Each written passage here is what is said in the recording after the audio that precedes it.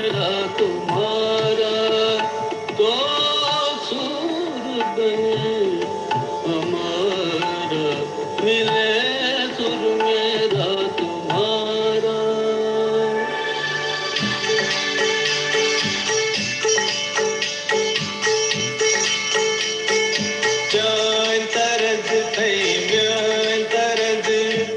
What बनिए सांतरस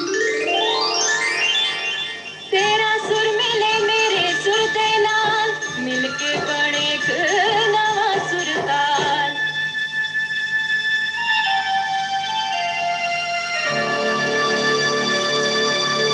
मिले सुर मेरा तुम्हारा तो सुर बने हमारा।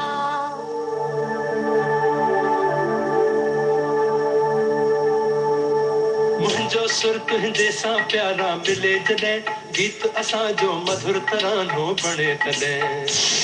सुर का दरिया बहके सागर में मिले, बदला दारू लखे बरसन होले होले।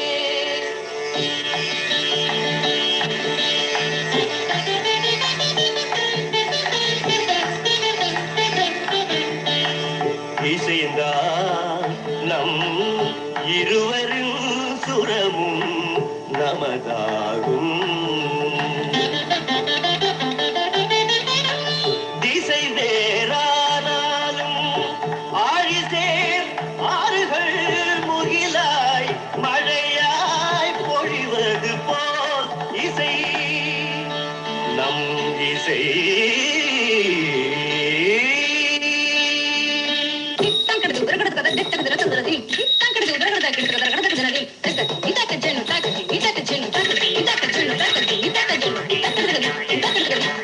నన్నదనిగే నిన్నదనియ తీరినంటే నమ్మదనియ నా స్వరము నీ స్వరము സംഗമമായി മനസ്വരങ്ങൾ അവതരിഞ്ചേ.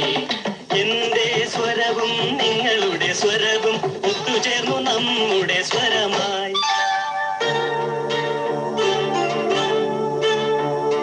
তোমার সুর মোদের সুর, সৃষ্টি করু কই সুর। তোমার সুর মোদের সুর, সৃষ্টি করু কই সুর। সৃষ্টি হোক ওই কোতান।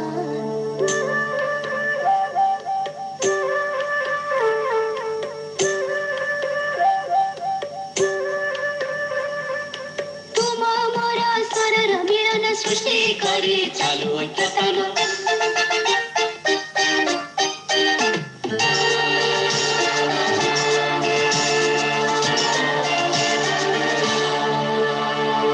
મળે સુર જો તારો મારો, બને આપણો સુર નિરાળો।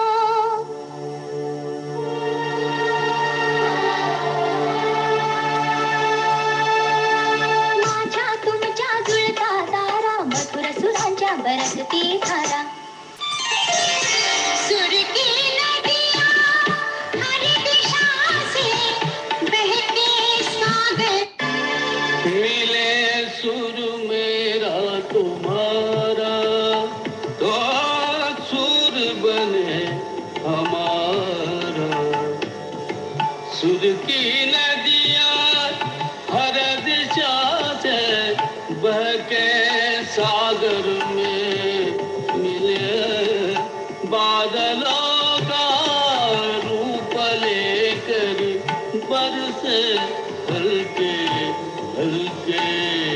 मिले सुर मेरा तुम्हारा तो सुर बने हमारा। मिले सुर मेरा तुम्हारा।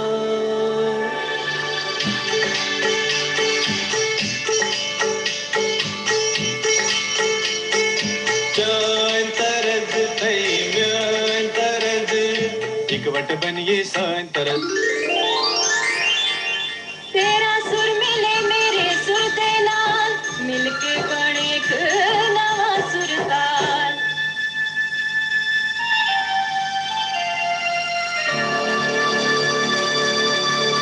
मिले सुर मेरा तुम्हारा तो सुर बने हम हमारा।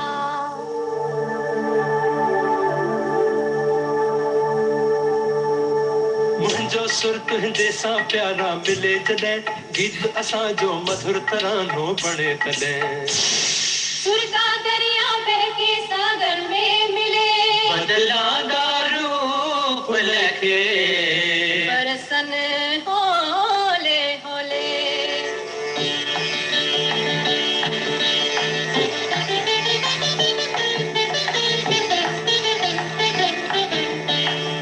இசைந்தான் நம் இருவரின் சுரமும் நமதாகும்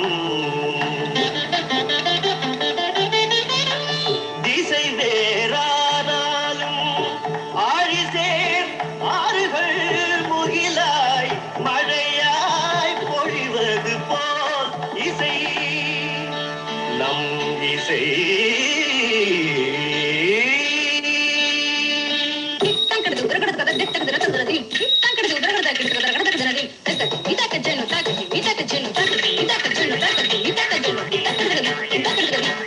నన్నదనిగే నిన్నదనియ తీరినంతే నమ్మదనియ నా స్వరము నీ స్వరము സംഗമമായി മനസ്വരങ്ക അവതരിഞ്ചി എന്റെ സ്വരവും നിങ്ങളുടെ സ്വരവും ഒത്തുചേർന്നു നമ്മുടെ സ്വരമായി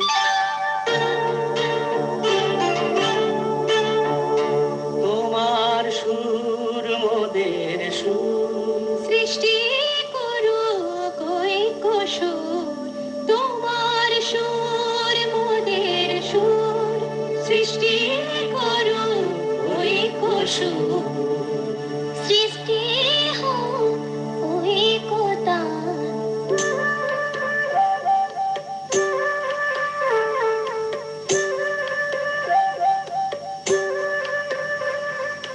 तुमा मोरा स्वरर मिलन सृष्टि करी चालू ऐक्यतानो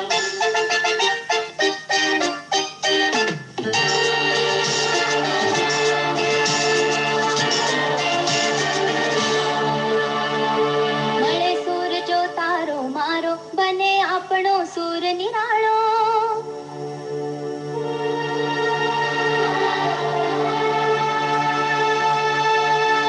माझ्या तुमच्या जुळता तारा मधुर सुरांच्या बरसती धारा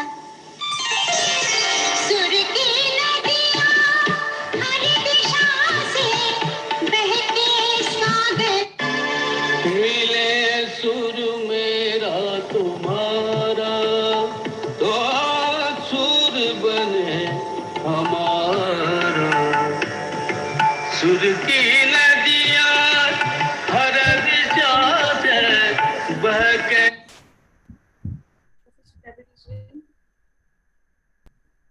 David, sir? Professor David?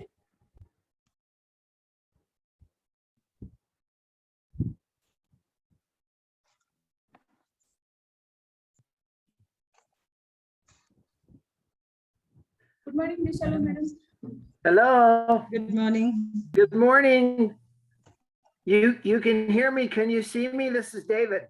Good morning, madam. Hello. Mr. David? Yes, Yes, sir. Just turn on your video, please. okay, hold on just a sec. All righty. There we go. Okay. I don't appear to be on video. Can you all see me? No, sir. No, sir. Oh, okay. Let me see. Integrated webcam. Let's see. There we go. Here my video. Okay. Video.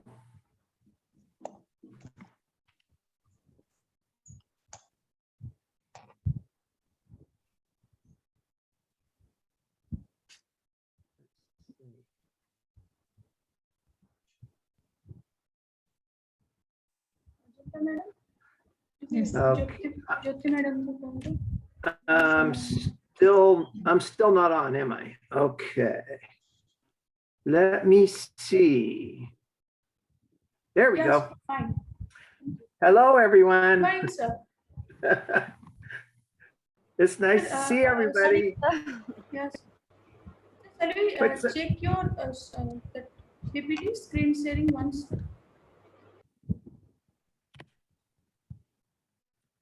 Okay. I'm going to turn my volume up a little bit. Okay. There we go. All right. Everybody can see me and hear me okay? Yes, sir. Oh, great. So shall we just test your slides once? I'm sorry? We just want to check that screen sharing of yours. Oh, Once. Ajanta madam, if you missing the phone, try. there we go. I'm calling. Oops. There we go.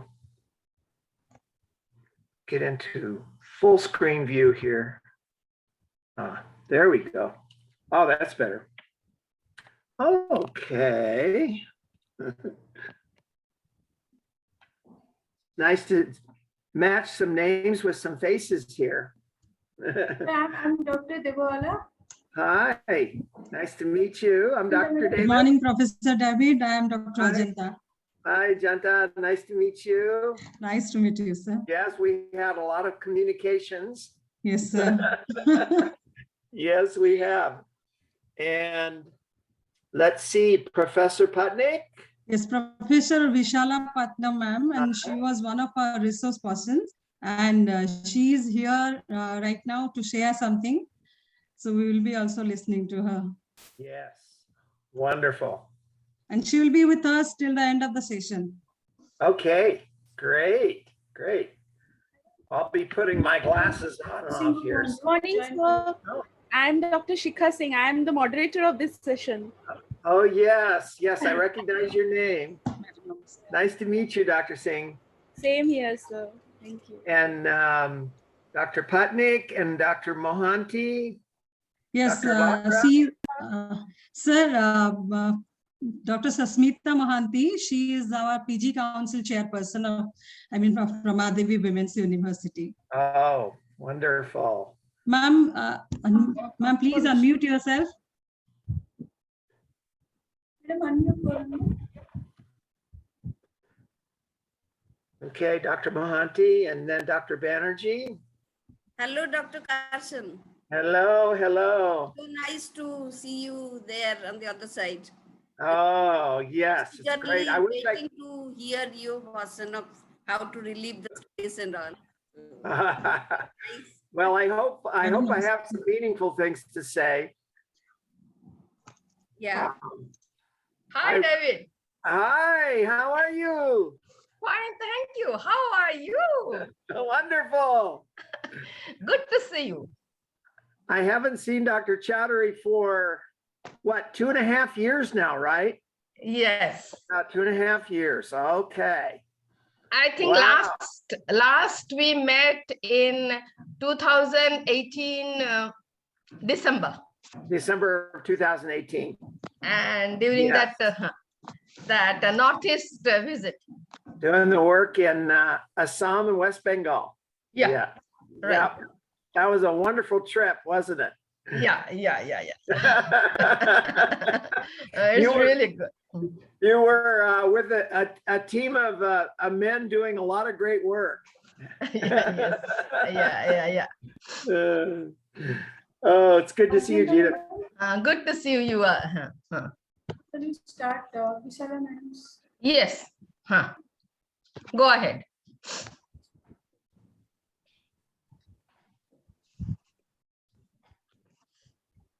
Hello, Vishala. I think you have to unmute. Yes. Oh, there we go. Can I have a slide? Actually, she was our previous speaker. Oh, what is this? Oh, there we go. Oh, Did it again. Should come back.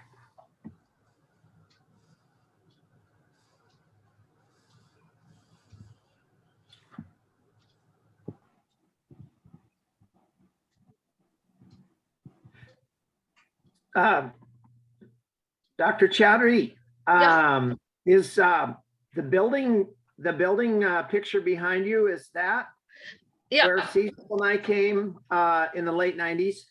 No, this is a new building. This is called the administrative building, where all the administration of the university is going on. This is a totally a different new building. New building, okay. Yeah. In the same, the college is still in the same location though? Yeah, the same campus. This is in the same campus, it's a different building.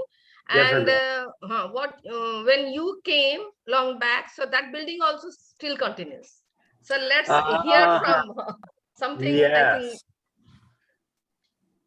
Dr. Carson is an affiliate faculty member in the Division of Counseling and Family Therapy at Regis. Hello, may I take over?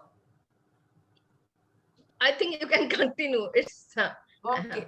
Very good morning to Honorable Vice Chancellor. Just make it full screen. Yeah, If possible. Oh, full screen.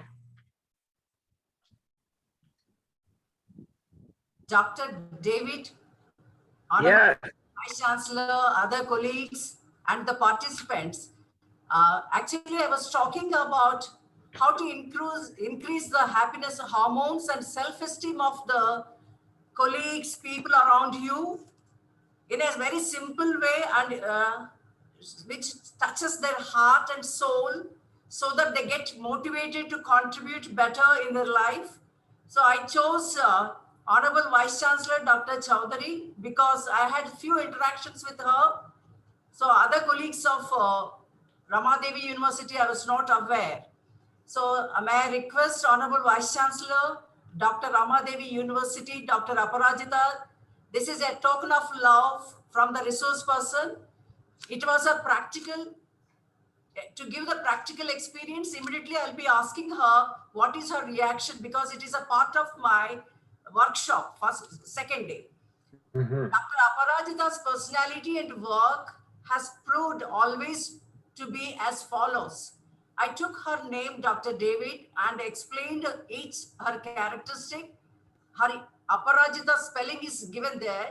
Can I have a slide, big slide? Otherwise, I have to go to my slide. Yeah, she has advanced mindset, persuasive skills, able professor and administrator. I think you have to make it a full screen. This is only the slide screen is there. No, that is with them. Ajanta or Devawala, I think you have to make them full screen. Because they have not given the permission to screen share. Yes, ma'am. So you do the full screen. The full screen is not visible. Because even I am unable to read it because it's away from me, the screen. Yeah. Because of the small letters. Yeah.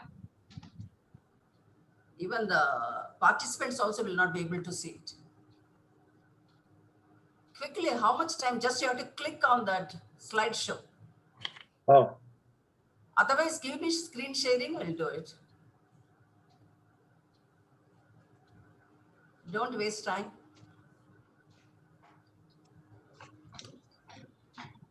Some problem in that. Okay, it's okay. I'll read out. Devawala madam, No, are you there? It's okay, I'll just read out. I have. Devawala madam, can you please share the screen from your side? Okay. And I'm just. The screen has to be full screen, not the slide screen. Who is doing that? Are they doing or are they permitting me to do it? Yeah, you can also share your screen. Actually, we have embedded that in the PPT. That's why. Okay, meanwhile, I'll just read out and let us continue. Yeah. Where is Dr. Aparajita, I have taken, I depicted her true characteristics, what I perceive. See, others might be perceiving in different way. This is about, because I'm honoring her, that is my perception about her. Her A letter stands for her advanced mindset, P for persuasive skills, able professor and administrator, or for realistic, she's accommodative, justifiable, always she justifies her act, why it is important for the university's welfare, community welfare, and students' welfare.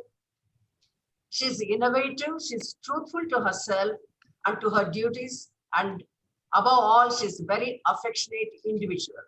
Wishing her a healthy, happy, and prosperous life from Vishalapatnam, former principal and consultant, Parbani, Maharashtra.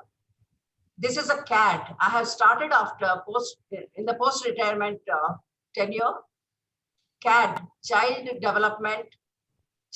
Adult Development Consultancy. May I request Dr. Aparajita to accept this token of love honorific certificate?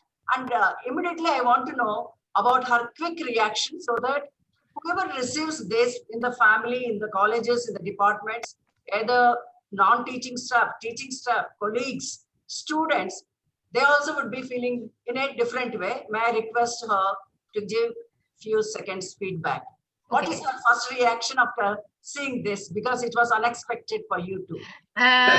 Yes, it is unexpected. And thank you very much, Professor Vishalapatnam, for, and this honor is something very great to me. It was not expected. I'm really honored, and I humbly accept this certificate. It may be a certificate from an individual, but it means a great to me. And most importantly, you have taught me one thing, to recognize, because individual recognition is very important. Whether you are any post or position, for every work you do, if you are accepted, if you are recognized, you get all the more energy and motivation to go ahead. I think for all my colleagues or participants of faculty development programs, so this is an example wherever you may be a professional field, maybe in a personal life or a family life or in a social situation. It's very important that one need to learn, accept and appreciate and recognize. And these important three things will make you a human being, individual, which will be definitely you can do anything and everything. So with these three skills, individual skill, and I thank you very much for this. And I think all of you also must learn some sort of appreciation to your, even your family members. You must appreciate your children, your partner, your parents, your siblings, your neighbors, your community. I think world will be beautiful, world will be healthy, world will be a livable life. Thank you very much. And just add up to that, even the students' parents also, they can be called, and their characteristics also, because students reflect their parents' upbringing also there. Because most of the faculty, even I did that for the parents also, extraordinary students, when they're doing extraordinarily well, whether they are educated or uneducated parents, they can be invited to the classroom and they can be felicitated. Thank you. Yes, very good. Thank you very much. This shows that even we have, the speaker has already completed her assignment, but Professor Vishala is so involved in the whole thing. She doesn't want that it should be stopped only in just giving a lecture, a deliberation, and FDP is over, but how to make it long lasting. And it has to be something very different, out of box thinking. So that is the innovation we need to do, really a little bit of innovation. And this is for, I think she's showing the example for all of us. I think that this example, all the participants of faculty development programs are going to keep in their mind for all time to come. So to learn how to recognize, appreciate these things. Thank you very much. We accept Rama Devi Women's University, appreciate with this small initiative. Thank you very much, Vishal. Thank you. Thank you very much. I think we can carry on with the next agenda, whatever is there. खेले सुर मेरा तुम्हारा तो सुर बने हमारा सुर की नदियाँ हर दिशा से बहके सागर में मिले बादलों का रूप लेकर बरसे हल्के हल्के मिले सुर मेरा तुम्हारा तो सुर बने हमारा मिले सुर मेरा तुम्हारा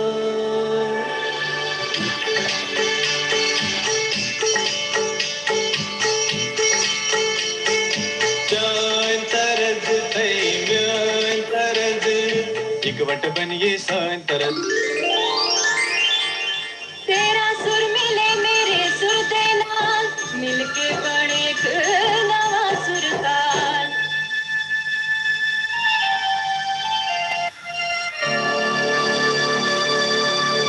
मिले सुर मेरा तुम्हारा तो सुर बने हमारा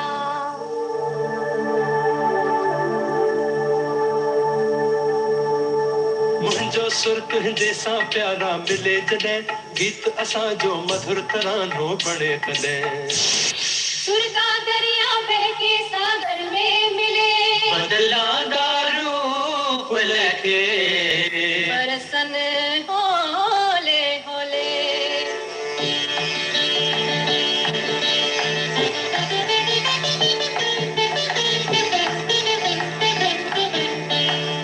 இசைந்தா நம் இருவரின் சுரமும் நமதாகும் திசை வேறானாலும் ஆழிசேர் ஆறுகள் முகிலாய் மழையாய் பொழிவது போல் இசை நம் இசை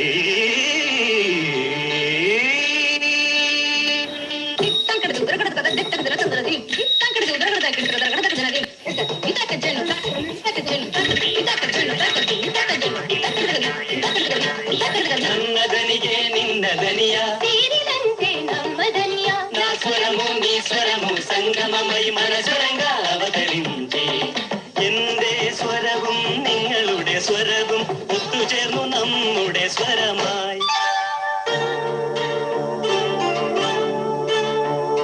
তোমার সুর মোদের সুর সৃষ্টি করো কই সুর তোমার সুর মোদের সুর সৃষ্টি করো কই সুর সৃষ্টি হোক ওই কোতান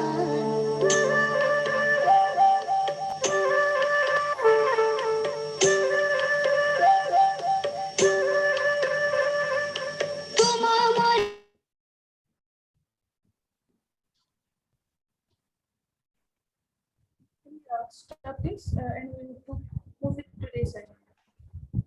Yes, you start it. Yes, ma'am.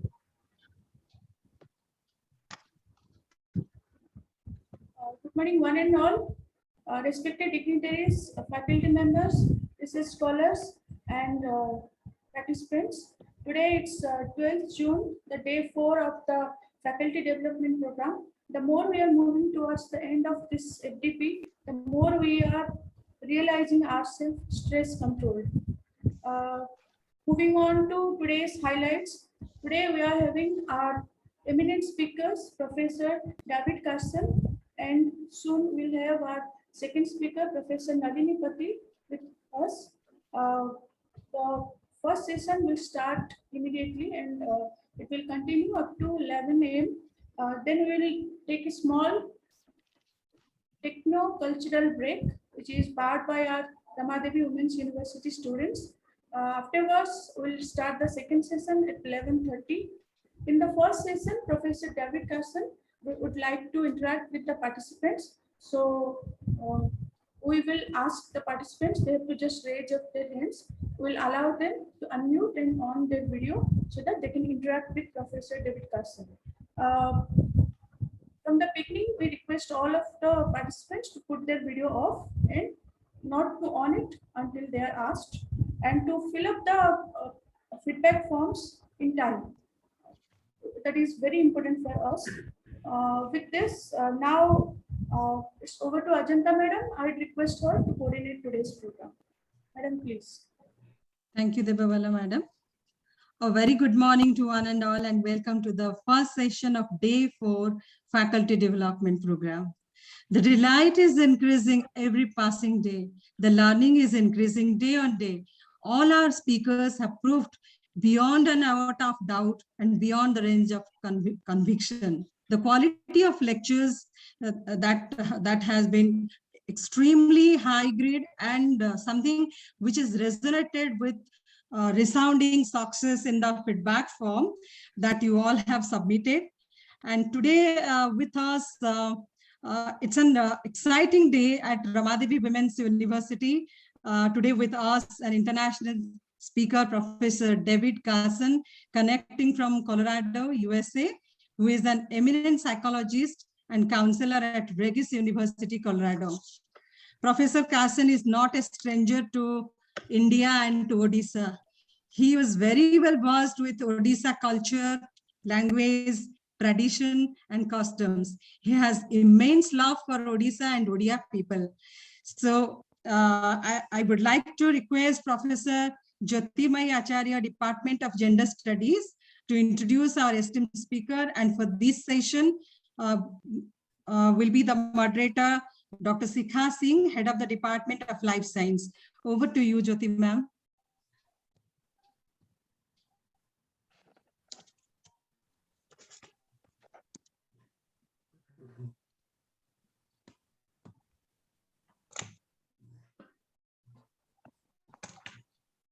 Kindly unmute yourself. Unmute. Thank you, Dr. Ajanta Naik. Good morning and warm welcome to one and all. Esteemed Vice Chancellor, Professor Aprajita Chaudhary Madam, Chairperson PG Council, today's speaker, Dr. David K. Carson and Professor Vishala Patnam, and dearest participants of the 5 days faculty development program entitled Effective Stress Management for Maximizing Human Productivity. Let me first congratulate to Dr. Ajanta Naik, convener, Dr. Devabala Swai, coordinator, Dr. Shikha Singh, moderator, and the entire team to organize a wonderful faculty development program under the supervision of our esteemed Vice Chancellor. We have indeed a group of excellent resource persons and energetic speakers every day. I am honored and it is my privilege to introduce to you the speaker of today's program, Dr. David K. Carson. Dr. Carson will present on the topic entitled Coping with Stress, Trauma, and Loss in an Age of COVID. His presentation will focus on the trauma-related couples, families, and communities. Dr. Carson will address the psychology of fear that involves but extend beyond COVID-19 and the lockdown, community aspects of trauma and loss, common core emotion associated with a resulting from trauma and loss, assessing our own responses to COVID-19, critical steps towards trauma recovery, healthy and effective way of coping with trauma, and various components of post-trauma growth. The discussion with participants will involve brief personal stories of struggle, as well as individual and family coping and resiliency. Participants will also have an opportunity to provide the presenters with feedback regarding the extent to which content shared is culturally and contextually relevant to individuals and families in India and which is not. Similarities and differences are also likely to be drawn between the influence of the pandemic on people in India versus United States. Finally, the personal takeaways from the presentation and discussion will be drawn. Let me take this opportunity to read in brief the bio sketch of Dr. Carson. Dr. Carson is an affiliated faculty member in the Division of Counseling and Family Therapy at Regis University in Denver, Colorado, and a licensed marriage and family therapist and psychotherapist in private practice at the Parent-Child Interaction Center and Canopy Counseling in Boulder, Colorado, USA.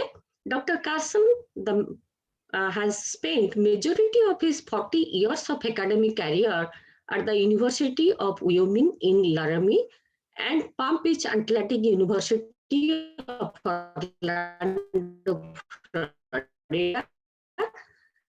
He has over 100 publications and research interest in comparison with other researchers on ResearchGate. Dr. Carson has been involved with work in South Asia, mainly India and Nepal, since 1975. He was a Fulbright senior scholar at Berhampur University with our esteemed Vice Chancellor, Professor Aparajita Chaudhary in 1997 and 98. And with Dr. Chaudhary, Dr. Carson has published a number of journal articles as well as 2 edited books, which has a worldwide outreach. This book is about Indian families. In 2018, Dr. Carson and Dr. Chaudhary conducted lay counselor training together with a team of Indian colleagues in Bangladesh, Myanmar, and Sri Lanka. And this training by both was in Assam and West Bengal. So in addition to that, from 2018 till 2008 till 2018, Dr. Carson also conducted training all over India and Nepal, Bangladesh, Myanmar, and Sri Lanka. He was also directly involved in disaster mental health counseling training and care in Mumbai soon after the 2008 massacre, as well as in 2015 after the earthquake in Nepal. Dr. Carson enjoys hiking, climbing, skiing, and rafting in the Rocky Mountains of Colorado, where he lives. I welcome to the speaker, Dr. Carson, with a huge round of applause. Over to you, Dr. Carson. We are eager to listen to your presentation. Thank you. Thank you so much. Thank you so very much for this warm welcome. I want to especially thank Dr. Chaudhary for her warm invitation for me to participate in the inauguration and the very hard work of so many of you in putting this incredible event together these last few days. Congratulations on a job well done. It's my great honor to be with you all this morning. I have a 3-part plan in the time that I've been given today. And the first part is I'm going to share some information about trauma and loss and coping from some PowerPoint slides for just a little while today, maybe 30, 35 minutes.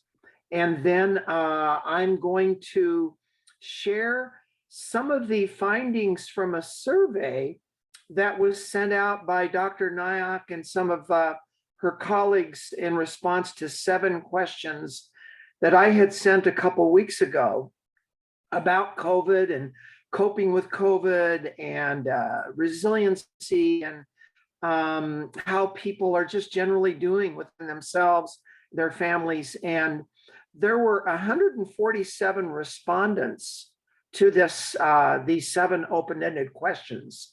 And I'm absolutely amazed at how quickly Dr. Nayak and Dr. Swain and others that I've been in contact with lately, how quickly you got that out to participants, and then even more so how quickly they got their responses back to you, and you were able to basically code all of the narrative responses on an Excel code sheet, and then send those to me so that I could look through those this week. And in doing, I was able to pull out some very interesting themes about these 147 responses, some of you who I'm sure are here today with us. And I wanted to share some of those common themes that I was able to pull out from your responses, which are just fascinating and very, very helpful and educational, I think, to all of us today. So I'll take just a little while to do that. I think you'll find it very interesting. I know I did. And then finally have some open-ended questions and discussions as we close out today. So I think what I want to do first, I might need some coaching from some of our conference chairs here, but I believe that I'm going to see if I can do a share screen with my PowerPoint and see how that works for everybody. And there it is. Can all of you see my first slide here on my PowerPoint? Yes, yes, we can see it. Okay, great. And it's readable, I hope. Yeah. Okie doke. So I've only got about 17 or 18 slides that I'm going to move through pretty quickly today. Dr. Carson, you can make it full screen. Oh, yes. Let's see. And I'm trying to remember how I do that. Sir, it's a cup shine symbol. Down Yeah. That's below. next one. The next one. Next one. Is that it? No, next one, sir. Next one. Next one. Next one. The hourglass cup. There it is. Yes. Okay. Aha. Thank you so much. I had been using Zoom in my teaching, but I almost forgot how to do that. So thank you. So I'm going to run through these pretty quickly. But as I'm going through, if any of you out there have a quick question or something isn't quite clear, please feel absolutely free to interrupt me if you would, because I won't be able to see you. And just go ahead and say, Dr. David, I have a quick question, or something's not quite clear to me as I'm going through these. Like I say, I hope that this will be around 30 minutes, give or take, so that we can move into some of the survey responses from these 147 respondents in India, and then have some open discussion today. A little bit about where I'm coming from, since I live in the US, although I have spent a lot of time in India and South Asia, actually going way back to 1975, if some of you can believe that. I was only 3 at the time, but no, that's actually a joke. I was a little bit more than 3 in 1975, but I spent my first 3 months in North India outside of Dehradun in a village orphanage doing some work. I had just graduated from university here in Boulder, where I'm from, and I fell in love with the country of India. And then a couple of years after that, I did some development, community development work in Nepal in the later 1970s, and went to language school. Actually was pretty good with my Nepali back then. It's a little rusty now, and my Hindi is even worse, but I really, really love all of the countries in South Asia. India, of course, is my primary love and kind of my hub where I always go when I come over and do some work. It goes without saying that COVID-19 has changed all of our lives forever. This is not just in the last year and a half or so, but our world as we know it will never look the same. People are saying that COVID is with us at least for the next several years, perhaps longer. No one really knows how long COVID will stay with us as a virus, and as it changes and mutates and does everything and has these second waves like it has in India this spring, and maybe third waves and beyond. The difficulty in coping with anything that has no ending point to it or closure is that we're always on edge. We're always kind of what we might call hypervigilant. We don't really know exactly how to respond to this pandemic and the lockdown and everything that's been associated with it, because it's just so open-ended. More people are getting vaccinated in the United States. I know it's with so many people in India, it's a bit slower to happen, but eventually as the majority population in India hopefully gets vaccinated, it's going to make a huge difference. But even with vaccinations, we just don't know what our future is with COVID. And so whenever we're dealing with some kind of traumatic event like that, that doesn't have any closure, it's probably the most difficult phenomenon for human beings to deal with. Not too many weeks ago, you all had a cyclone hit again on the Odisha coast. And, you know, when a cyclone approaches in the Bay of Bengal, you know it's coming. Everyone does their best to prepare the best they can. And then it hits, and then there's the aftermath, and it takes a while for life to get back to normal for people. But there's some kind of ending point to it. And COVID is so difficult for all of us because there's no actual closure to it. And all of these impact all of the impact that COVID has had on virtually every area of our lives. This is my short list here, but down a few bullets, there have been some recent studies in the US that have shown that at least 40% of Americans are struggling with significant mental, emotional, or relational difficulties because of COVID. I personally think that that's a bit of a lower estimate from what it really is. In my work and practice in counseling, I just hear stories every week in my office about how COVID has affected virtually every area of people's lives. And I'm sure in India, it's no different. It's had an impact on our lives from top to bottom and bottom to top. With something like COVID is the experience of what we call the psychology of fear. Fear is one of the deepest and most primal of human emotions. Fear in response to any kind of perceived threat or danger affects us at very deep levels. Again, emotionally, psychologically, physically, relationally, even spiritually. And what happens in our brains in response to any kind of real or perceived threat is this, what we call the 3 Fs, fight, flight, or freeze. And that is a response that happens in the brain, but affects our bodies, affects our emotions. People will tend to move back and forth at times between a kind of fight response, for example, to COVID. Fight response might be people get angry, resentful. They find themselves almost wanting to go out and prove that the virus is not going to get the best of them in their lives.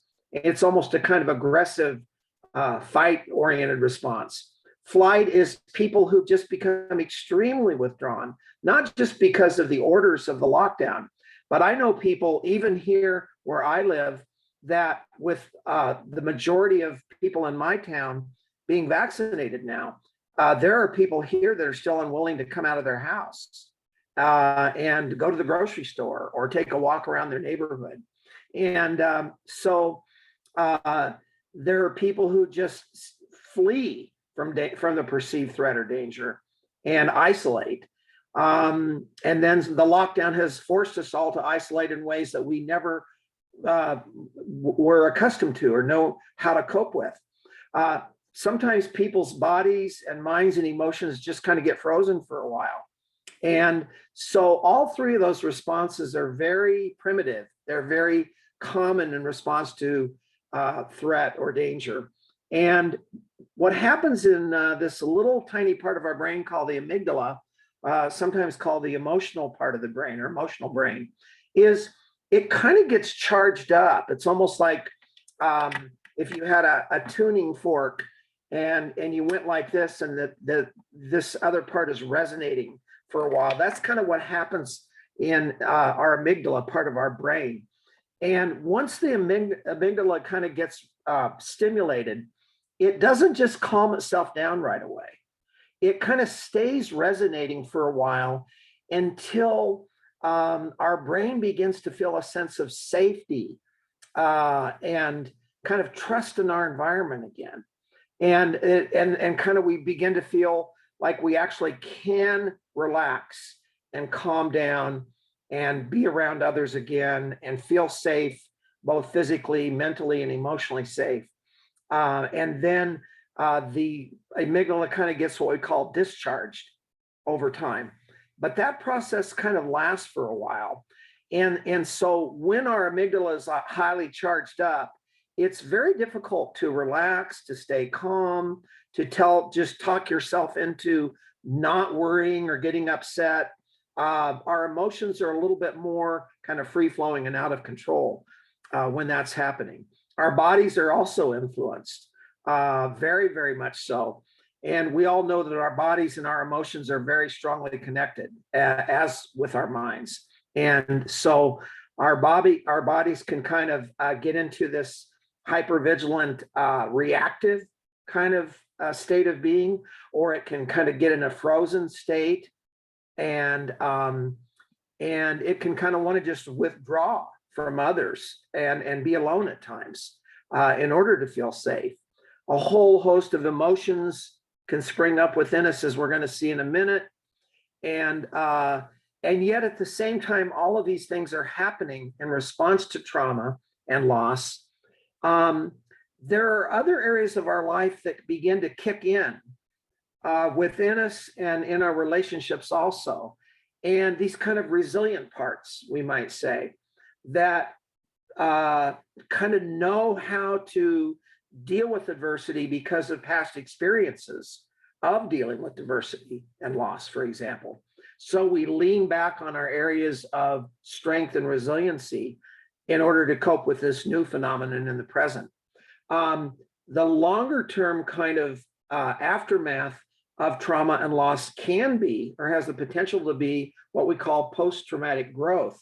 I'm going to talk just a little bit more about that in a few minutes. All this to say that the effects of trauma and loss are not always permanently bad or negative. They can also result in an increase in strength and resiliency and adaptability and resourcefulness within each one of us as we are sort of coming out of those traumatic experiences and trying to live in the present and move towards the future. How we take care of ourselves means everything, what we call self-care, and continue to nurture and take care of our families, our marriages, our work relationships, and professional relationships, and how we deal with occasional dissonance and conflicts. For example, in our community, one of the things that I've seen here is, since COVID, particularly that first year or so of the pandemic, is people were on edge. They were more touchy, more reactive. For example, when you would be at a grocery store or filling up your car at the petrol station, people didn't have tolerance or patience for each other. They would snap at each other more easily. They would sometimes just blow up and get angry at somebody else for the most non-existent of reasons. And so this sort of being on edge all the time is something that we've noticed a lot with COVID, at least here where I live. What can help us cope, of course, and I'm sure that there have been many workshops and seminars this week on how people cope with stress and manage stress more successfully. This is a real short list, of course, but staying connected with others is at the top of the list, particularly with people that we love, that we treasure, that we have family and close friendships and other kinds of relationships with, spending quality time with them, sometimes reaching out and forming a new and meaningful relationship with someone that we don't know. Exercising, eating right, being outside in nature is one of the most common things I hear from people here that keep them healthy and balanced, is just being outside some every day. Of course, with lockdown, that was very, very challenging for all of us for many, many months. What do we do to relax in the middle of the day? Through our breathing, through yoga, mindfulness practices, or whatever those kind of staying centered and more relaxed techniques that we use might be. Music, dance, journaling, other creative, expressive arts and means of creativity can be very, very therapeutic for us. Hopefully getting the right sleep. One of the things I hear from clients in my practice since COVID is a much greater difficulty with sleeping well at night, sleep problems. And when people are not sleeping well, for example, they have great trouble falling asleep for the first couple of hours or longer, or they're waking up off and on during the night, and they wake and then they get up in the morning and they're just exhausted. And then this has a pile up or cumulative effect, just sleep deprivation. That is one of the most difficult things for human beings to deal with when we're not getting quality sleep over time. Expressing our creative outlets and passions. People will say, well, I don't have a desire since COVID to go do my normal creative kinds of things or expressing my normal passions because I feel so depressed, or I feel scared, or I feel anxious, or I just feel like withdrawing from others right now. I feel immobilized. And so people will cease to do those things that they would normally be doing that keep them very happy and healthy. They kind of give a lot of those activities up. And of course, just feeling safe in our immediate and greater world. A few more of the questions that we had posed on the survey this week, as you'll see in just a little bit, had to do with control over our lives versus areas that we can't control. What's helping us to cope in our lives right now, drawing on resiliency that's helped me in the past, and people in our lives that we can truly count on. Okay, so let's take a quick look at trauma. Trauma is a bodily threat or emotional injury or wounding that's usually caused either by another person or persons. For example, if somebody mugs somebody else on the street and tries to steal their purse or their wallet or their backpack, and they push them down and grab something and run away that belongs to that other person, that's very traumatic. Of course, trauma can be caused by external events like natural disasters and, of course, the pandemic and the lockdown. Trauma tends to overwhelm our ordinary known adaptations to life, that is, how we normally cope, and poses a threat to our personal sense of integrity. Trauma has been commonly defined as a shock to the system. It shocks every area of our bodily, mental, emotional, and relational system. And we tend to have these common emotional reactions, like I'd mentioned, fight, flight, or freeze. But trauma can also include just an intense fear of injury, loss, death, that feeling of complete loss of control, feelings of helplessness and hopelessness, that there's no happy future ahead of me. Everything kind of looks bleak and dismal. And as we're going to see in a minute, there's several critical steps towards working through or recovering from trauma that for most of us usually requires the support and help of other people. There are a plethora of emotional reactions to trauma and loss. This is just a short list. I'm not going to read all these, but these were listed in many of the respondents' responses to the survey. And of course, these are things I see every week with people in my neighborhood, people in my private practice and counseling, very, very common reactions to what has been going on in our world the last year and a half or so. One that I do want to mention right here in the middle is what we call shattered assumptions. Trauma tends to jolt us into a kind of having shattered assumptions about what we always thought we knew and could trust in about life, our faith in God, our trust in others. And And when you think about what a shattered assumption is when it happens to us, it's like we have this kind of worldview about things, the way things are, and maybe the way they should be for our lives on this earth. And then once something big and traumatic happens, it's like taking a mirror and just shattering it on your floor in your house, and the glass goes everywhere. And that's what happens with many of our assumptions that are very deep and personal to us. And so the assumption is then, how do we put back together our assumptions about life and people and faith and whatever that have been really shattered completely apart? Well, there are ways to do it, but as we're going to see, what gets put back together eventually is usually not going to be exactly the same as it was before.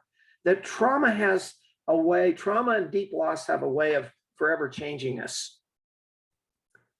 On a community level, there are a lot of larger issues that impact our lives. And so when we think about what's happened in India with the pandemic and the lockdown, and particularly I think with this second wave of COVID in India, these last several weeks, and how there have been just this eruption of so many more deaths throughout the country and the subcontinent.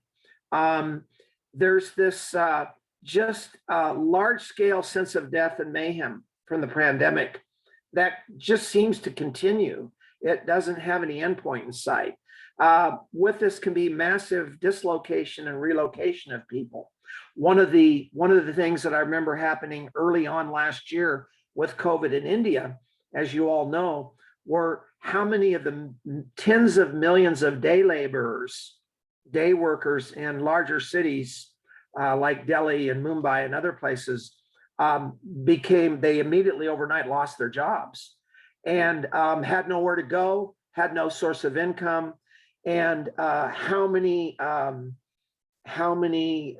hundreds of thousands, if not millions of those day laborers had to walk hundreds and sometimes thousands of miles back to their homes, their villages where they came from. And there was no transportation they could take. They were out of money. And there were these long, long lines of just people walking down the road to get back home that had been displaced. And so those images stick forever in our minds when those large-scale events happen to people on that level. Massive job loss and unemployment, financial losses, really all over the world. Again, from a lot of the responses to the survey in India, I saw that theme a lot of how many people had extreme changes in their family finances and things like that had taken a huge toll on them. Property loss sometimes. How many people are affected, the relative loss and deprivation. When we're talking in the millions and tens of millions and hundreds of millions, that's a lot of people affected by this single virus. How the media treats the pandemic. How do they report on the pandemic with accuracy and factualism, or a lot of sensationalizing and focusing on the negative and the destructive parts of COVID, which to some extent, of course, are needed and warranted. And yet, how many times does the media, including here in the US, have a positive story about how an individual or family has responded to COVID, for example? Not a great amount of the time.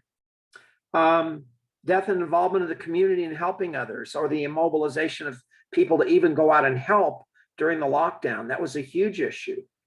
The multiple stories and histories of death and loss that pile up for people over time. And finally, the politics and chaos of government and sometimes NGO disaster organizations.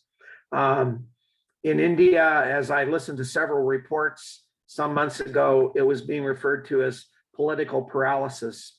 And believe me, political paralysis is not unique to a place like India. It's very much the United States and many countries of the world, I'm afraid. People will do all kinds of unhealthy behaviors to cope with trauma and loss.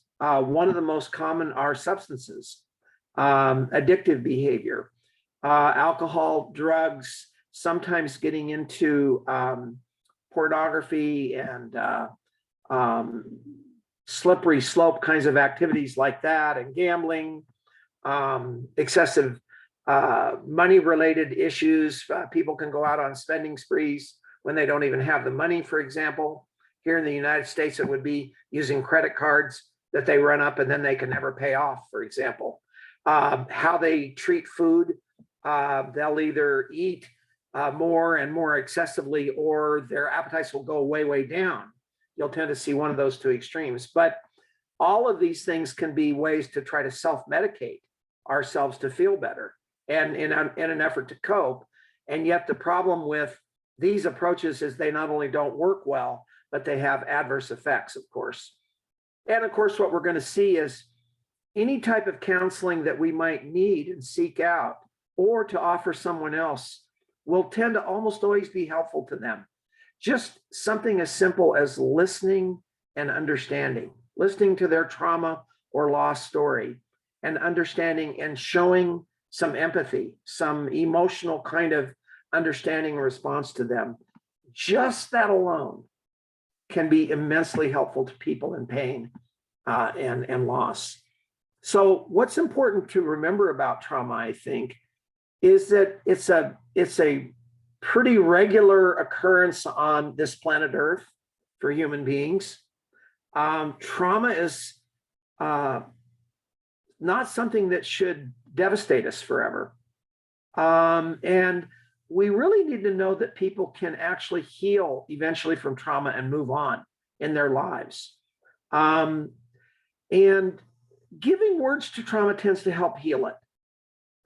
We all need what we therapists might call the need to tell our trauma story to someone else or a small group of people that we know and trust. And sometimes our trauma story doesn't come all out in one complete narrative in one point in time. Sometimes telling our trauma story and feeling our feelings that come up when we're telling our trauma story or our story about some great loss or losses in our lives it happens in bits and pieces over time before we begin to feel better. But in our field, we talk about how we human beings need to feel in order to heal. We need to feel it to heal it.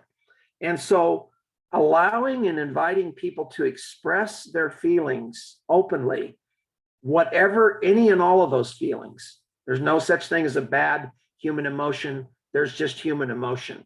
It's how people act on their emotions that can be healthy or unhealthy. But emotions themselves are very natural and normal for human beings, the whole array of human emotions.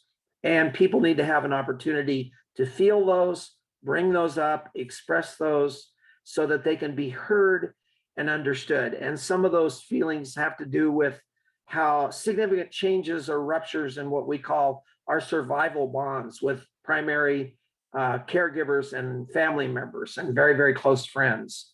During the pandemic, we've all had stresses and even ruptures or breakages in those survival bonds that we hope can eventually get rebuilt again. So there's 10 quick steps I want to go through in recovering from trauma and loss. And I'm going to go through these very quickly, but these are kind of broad, but I think they're important for all of us to kind of grab onto. And of course, the first one is to have some sense of safety in our physical and social environments. We're not quite there yet with COVID, are we? People don't feel safe out in their neighborhood or their community, or going to a store to buy something or to the local bazaar or market. When we don't feel physically safe and sometimes socially safe,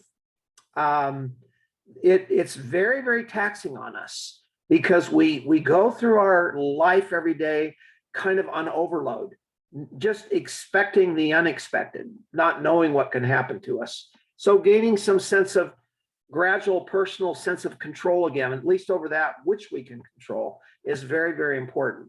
Secondly, rebuilding trust. trust in ourselves and in other people once again, gradually.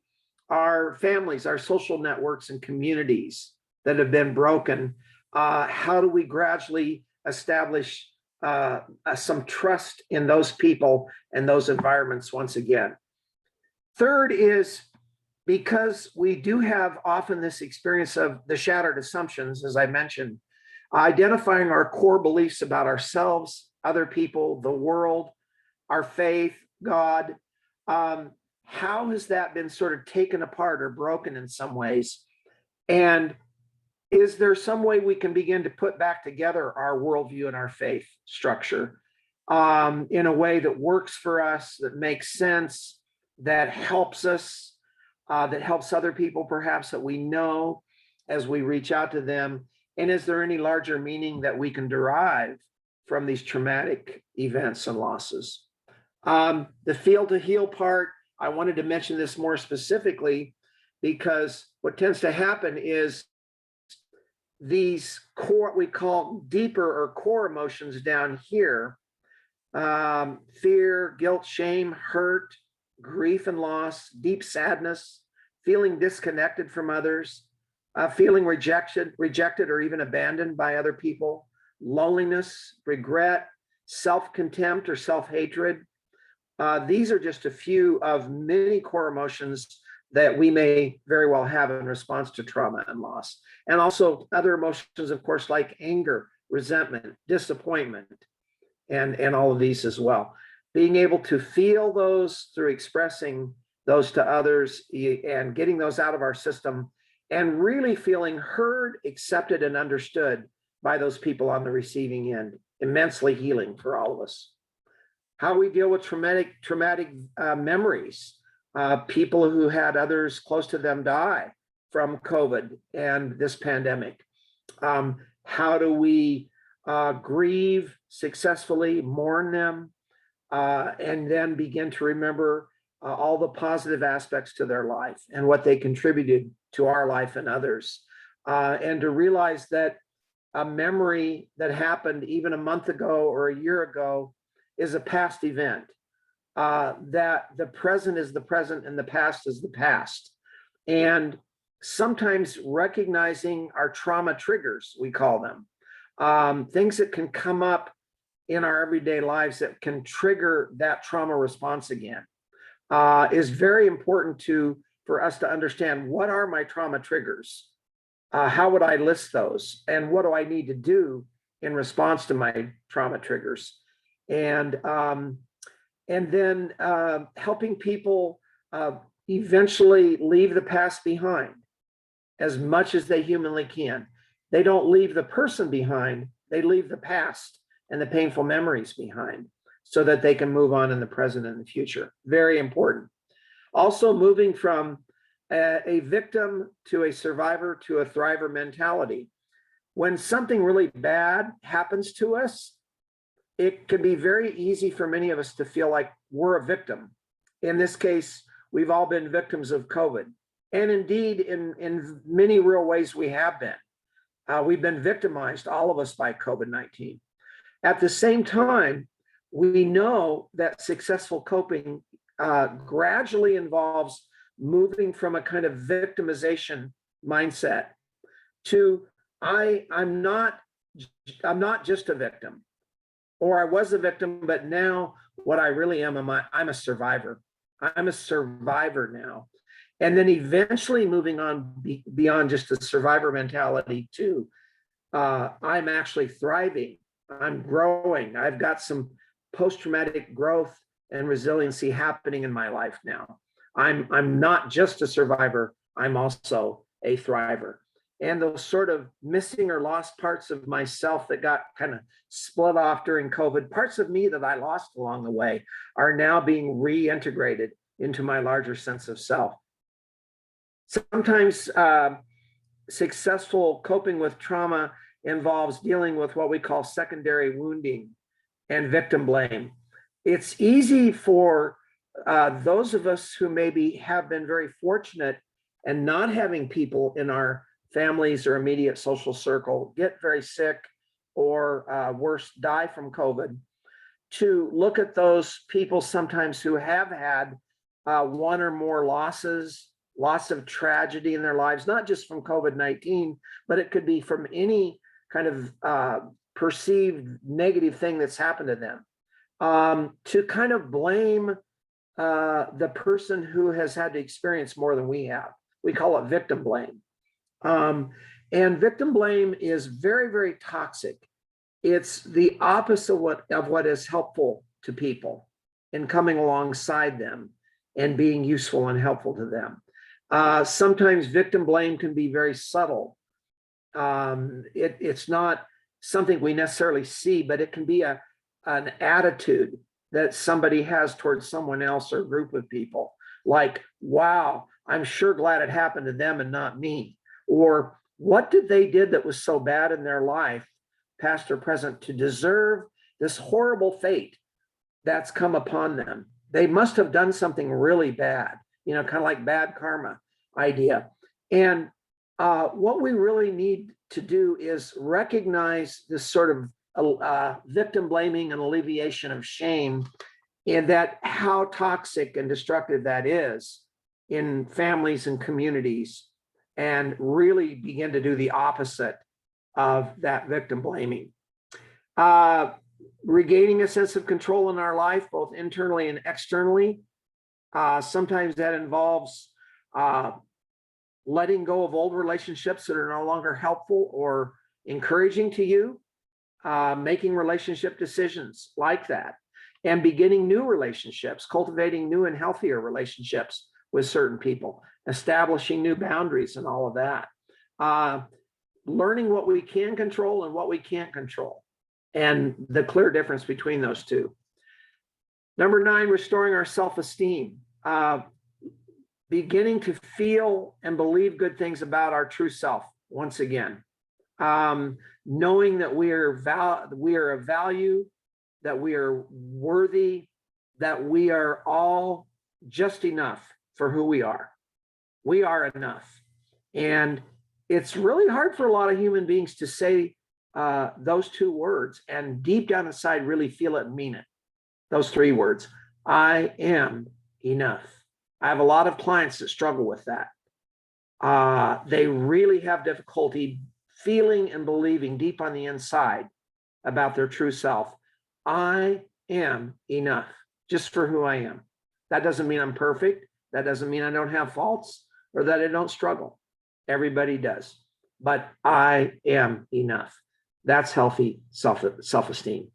And finally, building and rebuilding closeness with other people that we know and love.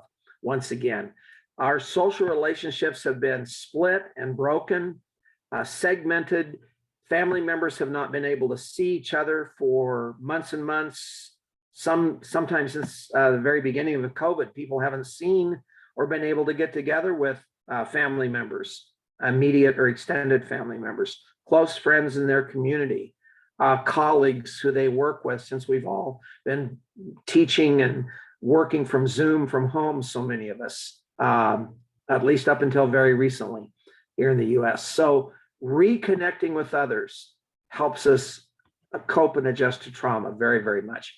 And finally, my last slide, as we grow and recover and become hopefully stronger, like the broken arm or the broken leg that has healed in the cast over the months, and now that broken leg or arm is actually stronger. It's a stronger bone than it was before it was broken. That's what we hope to kind of achieve or strive for as a result of trauma and loss. PTG is defined as positive psychological change experienced as a result of adversity and other challenges in order to rise to a higher level of functioning, a higher place. And some of these higher places from PTG that have been kind of written about and researched are, for example, a greater appreciation of life. That's a theme I heard come out in these responses from the survey as well. A greater appreciation and strengthening of close relationships, increased personal strength, compassion, altruism, the ability to forgive others, et cetera, et cetera. identification of new possibilities of renewed purpose in life, greater awareness and utilization of our personal strengths, especially in helping others, I think, enhanced spiritual development, and a growth in creativity. Those are just a few things that we tend to see come along with post-traumatic growth when it's there. So something to kind of a higher goal or plane for all of us maybe to be thinking about and shooting for in our lives. Okay, let me just stop real quickly. I would like to take just a short while to share some themes from the responses from the 147 participants. But before I do that, are there any quick, very quick questions of clarification or anything that I've shared up till now? Yeah, madam. Yes. Thank you, sir. Very truly said that we need to feed it to heal it. And like we can say that if someone falls in water, then it is not dangerous. But if someone doesn't know how to swim, then it is dangerous. And right. Same is the situation now. And we are all facing the pandemic situation, like you said, all over the world. We have a lockdown and other stresses. And thank you for giving us all the steps, all the measures to cope up with this stress, trauma, and all the fear we are facing right now. It was a really very nice presentation, and we are all flooded with the questions, sir. So with your permission, shall we discuss the questions? Yes, would you like me to take a few minutes and share some of the themes from the responses of the 147 people? Okay, sir, you can discuss that. We can later on we will discuss the questions. Yeah, yes. Because I think the discussion of questions will follow. This will sort of plant the seed for what people might want to add to or be thinking about here in a few minutes. Yes, sir. I think that because this came from some of the very participants at the inauguration, and probably many of the folks who responded to the 7 questions are here tonight, or for you guys in the morning. Sorry, I'm 10:30 at night here, so Saturday morning time.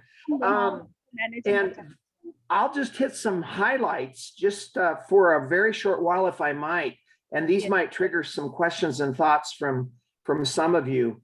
I found these absolutely fascinating.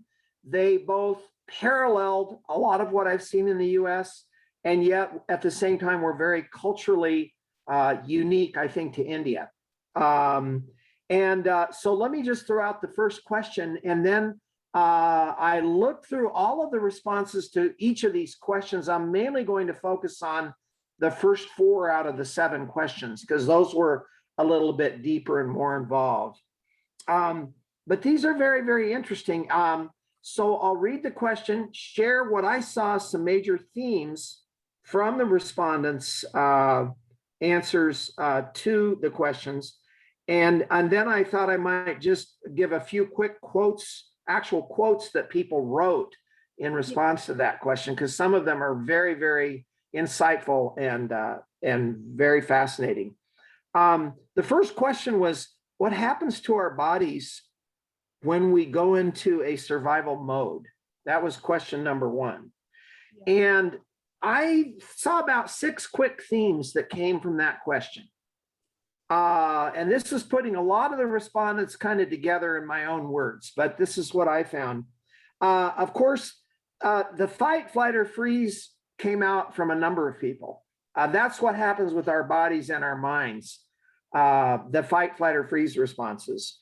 But in terms of the reactions of our bodies to stress, trauma, or loss, a loss of energy and zest for life. I thought that was interesting. The body slows down.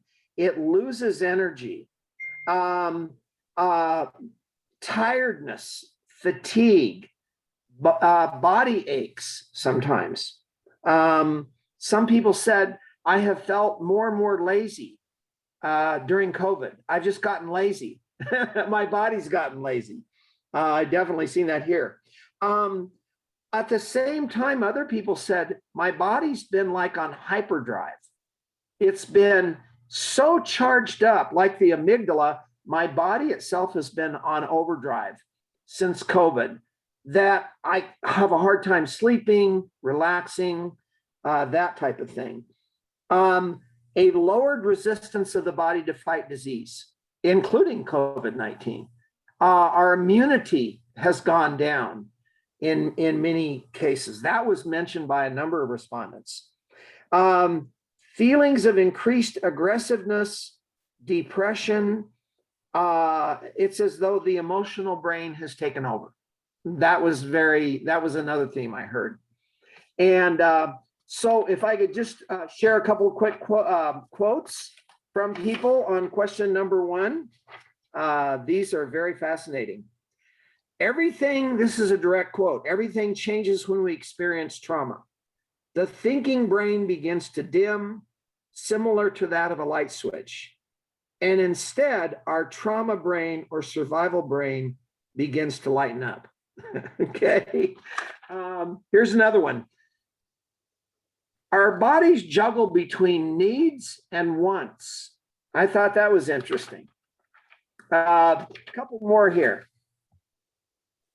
Until the body gets reset, the brain is stuck in survival mode, often causing the brain's memory and thinking centers to crash like a computer's hard drive, resulting in persistent feelings of stress that seem unstoppable. Wow, that was quite a quote. And let me just share, maybe one more. Things are foggy and it's harder to finish activities. There are changes in memory. You have a harder time remembering things that happen throughout the day. There's fatigue in the mind and the body, and we react more emotionally than we usually would. Yeah, very insightful. It causes stress and trauma cause us to overfocus on perceived threats, making us easily distracted or reactive. But we are afraid to be seen as weak, so we become more aggressive or defensive. I just thought that was a very, very interesting one. Yeah. Okay, question number 2. Some of these will get a little bit shorter. What feelings in response to trauma and loss do you tend to have? Well, there was everything that you saw on some of my slides, those emotional reactions, and a lot more. So let me just say that as a general theme. But also reactions like confusion, a high level of reactivity to others, mood swings. I find it difficult to focus and complete tasks. A couple people said, I don't feel much at all. I'm numb during COVID, during the pandemic. I've just gone numb emotionally. I thought that was very interesting. So again, a couple of quotes. I feel happy, sad, anxious, worried, peaceful, calm, serene, troubled, fearful, resentful, careless, lazy, forgiving, and loving. What I liked about that quote is it's a combination of the very positive, uplifting emotions and the very difficult, painful emotions. I tend to feel more tired in body and mind. I'm emotionally reactive. If we find ourselves being more upset about things that we wouldn't normally react to, this can be a sign of the survival brain.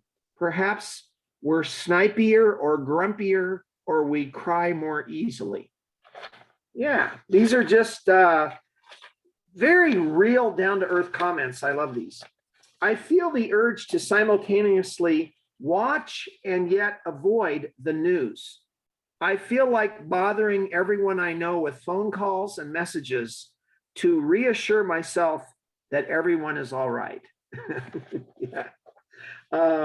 Okay, let me just pick maybe one more there.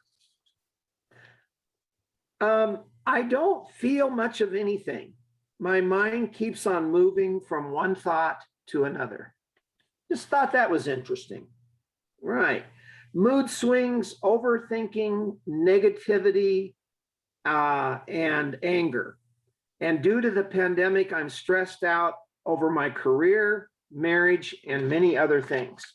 Yeah. So those are just some supported comments in response to the emotions associated with trauma and loss. Number 3 was how has COVID and the lockdown affected you from our family to your community with regard to stress, trauma, and loss? So how has COVID and the lockdown affected you and your family and others? Common themes. This was interesting because it was said as sort of a polar opposite. Some respondents said, I've come a lot closer to family members since COVID. Other respondents said just the opposite. My family relationships have felt like they've grown apart. Some have been strained, and I've struggled more with them. I feel more disconnected to family. So there were kind of both of those ends of a continuum with family members. Very interesting. A complete disruption in other social relationships and ordinary activities. You know, many respondents have lost family members and other friends and significant others to COVID through death. We'll come back to that death and loss piece because I was really struck by how many of the 147 respondents actually said, I've lost this person in my immediate family, you know, husbands, wives, children, parents, other extended family members, grandparents, to COVID. The number of people who actually had someone die that was close to them was really, really significant when I went through the list. It wasn't surprising to me, knowing what's going on in India, but it was shocking in that just out of these 147 people, how many of them had experienced direct loss of a loved one. And loss of jobs, employment, finances have gone way down, people struggling to pay bills, their finances, and just things like that. So yeah, a couple of quotes, if I may read. Before COVID, everything was normal, but now we are not allowed to meet, talk, roam with those nearby. We've lost the exposure, and I have lost the exposure in the professional field also. It has greatly affected me and my family. My body has recovered from COVID, but I still feel that my mind needs more time to recover from it. Just interesting stuff. Just a couple more quotes, if I may. COVID has brought a halt in daily routines and fear and panic. No methods of relaxing due to fear of corona I have been able to experience. Increasing workload due to the working from home. The fear of availing emergency services like going to the hospital for the viral spread. Here's another one. People who should have been alive are dead. COVID and the lockdown have jeopardized the lives and livelihoods of millions of people. We have not yet resolved, known how to not dwell on the loss. Other things don't seem so relevant right now. It's hard to witness so many deaths going on around us. The loss of near and dear ones is quite depressing. Remaining at home in the lockdown has made the children reactive and experience boredom. There's a feeling of panic all around us. And again, traumatic shocks of deaths from colleagues, family members, and other people. We hear that death and loss theme just coming out in so many responses. Here's just one more, if I may. Over the course of the pandemic, we have lost several members of our extended family and social circle, adding to the stress and anxiety. That's just one person, you know. an unprecedented anxiety of what is next and when is the end of this pandemic. Yeah, there's just loss of both parents, persistent guilt, and feeling completely lost right now. These are very, very, on the other hand, COVID has made us realize the deeper meaning of life and how helpless we are as human beings. That's just an interesting one. So, okay. The fourth one, and then I'm going to wrap up here and open it up, had to do with what can I control in my life right now and what can I not control in my life right now. And I found 3 themes from the responses here.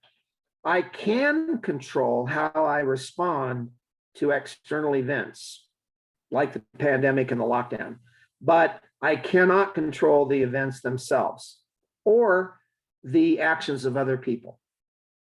My thoughts are easier to control than my emotions, generally speaking. I can control how close I stay in touch with my family and my friends. I can control that. Yeah. And so those are just some general themes about what we can and can't control. I think people had a very strong grasp of that. And then I'll just summarize the last 3 questions very quickly. What helps me cope with in my life right now? People mentioned a whole variety of things from family, friends, loved ones, thinking positively, faith, prayer, my job, and having purposeful things to do. Spiritual elders was mentioned. And then there were a couple of comments about resilience that I thought were really, really nice. By facing situations strongly and calmly, we can let go of things and forgive others. Resilience is made up of 5 pillars: self-awareness, mindfulness, self-care, positive relationships, and purpose. By strengthening these pillars, we in turn become more resilient. Yeah. And then the final question, which I can just summarize real quickly: who are the people in life that I can truly count on? All of those that you would expect: family members, friends, colleagues, coworkers, God, spiritual leaders, other trusted members of my community. Those were very common responses to the last question. So I hope that gives you a little bit of an idea about a little bit of a flavor of the responses that came from these 147 participants. Again, I found them not only exceedingly helpful, but just very, very fascinating to read and to contemplate. So with that said, I would like to see if we would like to have maybe some quick questions about Yes, anything related to this topic tonight that people would like to quickly throw out, and then we can see what we can do with those. Yes. Thank you, sir, for discussing all the answers and questions. And I was also one of those 147 respondents, and it was really nice. And we have a lots of questions. Like the first question is from Satyabrata Patro. He said, how to change the emotional brain at the time of stress? Yeah. Yes, it's kind of how to discharge that little amygdala I was talking about. I think different approaches are going to work for different people. For me, there's a few things that will help me calm down, feel relaxed, feel at peace, not worry as much, kind of refocus on all the wonderful things in life. And 2 anchors for me are deep gratitude and a real sense of humility, staying humble. But for me personally, what I do to kind of gradually calm down that amygdala and let my emotions settle a little bit more, the first and foremost behavior that's helpful to me is to talk my thoughts and feelings out with someone else that I know and trust. Whether it's telling my story of trauma or loss, and then giving myself permission to feel the feelings, feel it to heal it, like you were saying, and then just feel heard and understood and accepted. Heard, understood, and accepted by one or more caring human beings. And I try to do that for other people too. So what you try to do to keep yourself healthy and more relaxed and centered are the very kinds of things that we listen to and provide that kind of caring and holding environment for other people when they need to do that with us, right? So there's always a give and take. Sometimes I feel a lot more relaxed and better when I've actually helped someone else do that within themselves. There's something about the giving behavior that helps we ourselves just feel better within ourselves. That's not why we do. That's not why we help or give, of course. But it's a byproduct of helping others. Is we really tend to feel better about us and have more positive feelings about our true sense of self. Things that I like that keep me balanced and centered and happy. Spending quality time with my wife in the various way. Our children are all grown up, and we have 10 grandchildren actually. That whenever we can see them and spend time with them, that makes me happier and reminds me what's most important in life, family and close friends. But walking, hiking in the mountains, listening to music. I play guitar, so playing music is also very important. It's very therapeutic for me. Reading a good book. Since I love the Himalayas and have spent a lot of time in the Himalayas in North India and Nepal, I love reading about mountain climbing stories, people who climb 8,000-meter peaks. And right now I'm reading a series of books about the early climbers of 8,000-meter peaks in Pakistan, North India, and Nepal. And going way back to the 1950s and early 1960s, those early climbing pioneers that did not have necessarily all the help from the Sherpas back then, the climbers do today, and the modern equipment and everything. And I love reading about Himalayan mountain climbing and all the resilience as well as the trauma and loss that happens on those high mountain climbs. And it's just something that I enjoy doing. It's one of the areas of reading I like to do that's non-academic and not related to anything that in my field. I'm sure that you all have things that you love to do, whether it's music, dance, poetry, writing, painting, expressive arts. And I think that what happens when we're overstressed is we'll tend to do less of those things that are good for us rather than more of those things that are good for us. When in actuality, that's what we need to do. More of those things that are good for us on a daily basis. And even if we don't always feel like we want to do it that day, when we just get up and do it and choose to do it, we almost always feel better afterwards. So that would be a few of my thoughts anyway. And I'm sure that Satyavrata has got a lot of options how to reduce the stress. And we have another question from Rashmita. She said that nowadays she's facing this feeling in her mind. One side there is a ray of hope. On the contrary, what is happening is against the hope. So how to get rid of these mixed feelings? It is not happening as per our hopes. So we are getting stressed. So what can you say, sir? Right. Well, loss of hope is one of the most difficult experiences that we can have. When we lose hope, we lose realistic hope.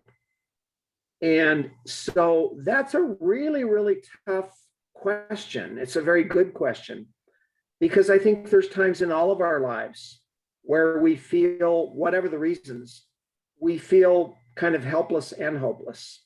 We go through those very lonely kind of periods of we just don't have a lot of realistic hope that something good or even meaningful is going to happen for us in the now or the near future. And so one of the things that I do with clients is if they can't come up with hopeful ideas or activities or practices, I might ask them to, if they were to invent or create something that could just possibly, maybe just possibly bring some renewed hope into their lives. If they could sort of make that up or create it, what would that sound like? What would that look like? And people will be very interestingly creative at times when you ask them a kind of as if question. So what would happen in your life, like if a kind of miracle happened, for example? We call it the miracle question.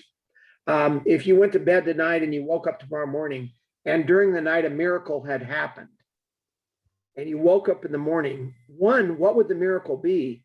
And two, what would be different about your life? It could be a really huge miracle or it could be just a small miracle. But one, what would the miracle be? And two, what would be different for you on the inside of your life, in your close relationships, in your work, in your studies, in your pleasuresome activities? What would be different? And so miracle questioning can be a little bit of what we call a solution building, creating some hope, almost something out of nothing.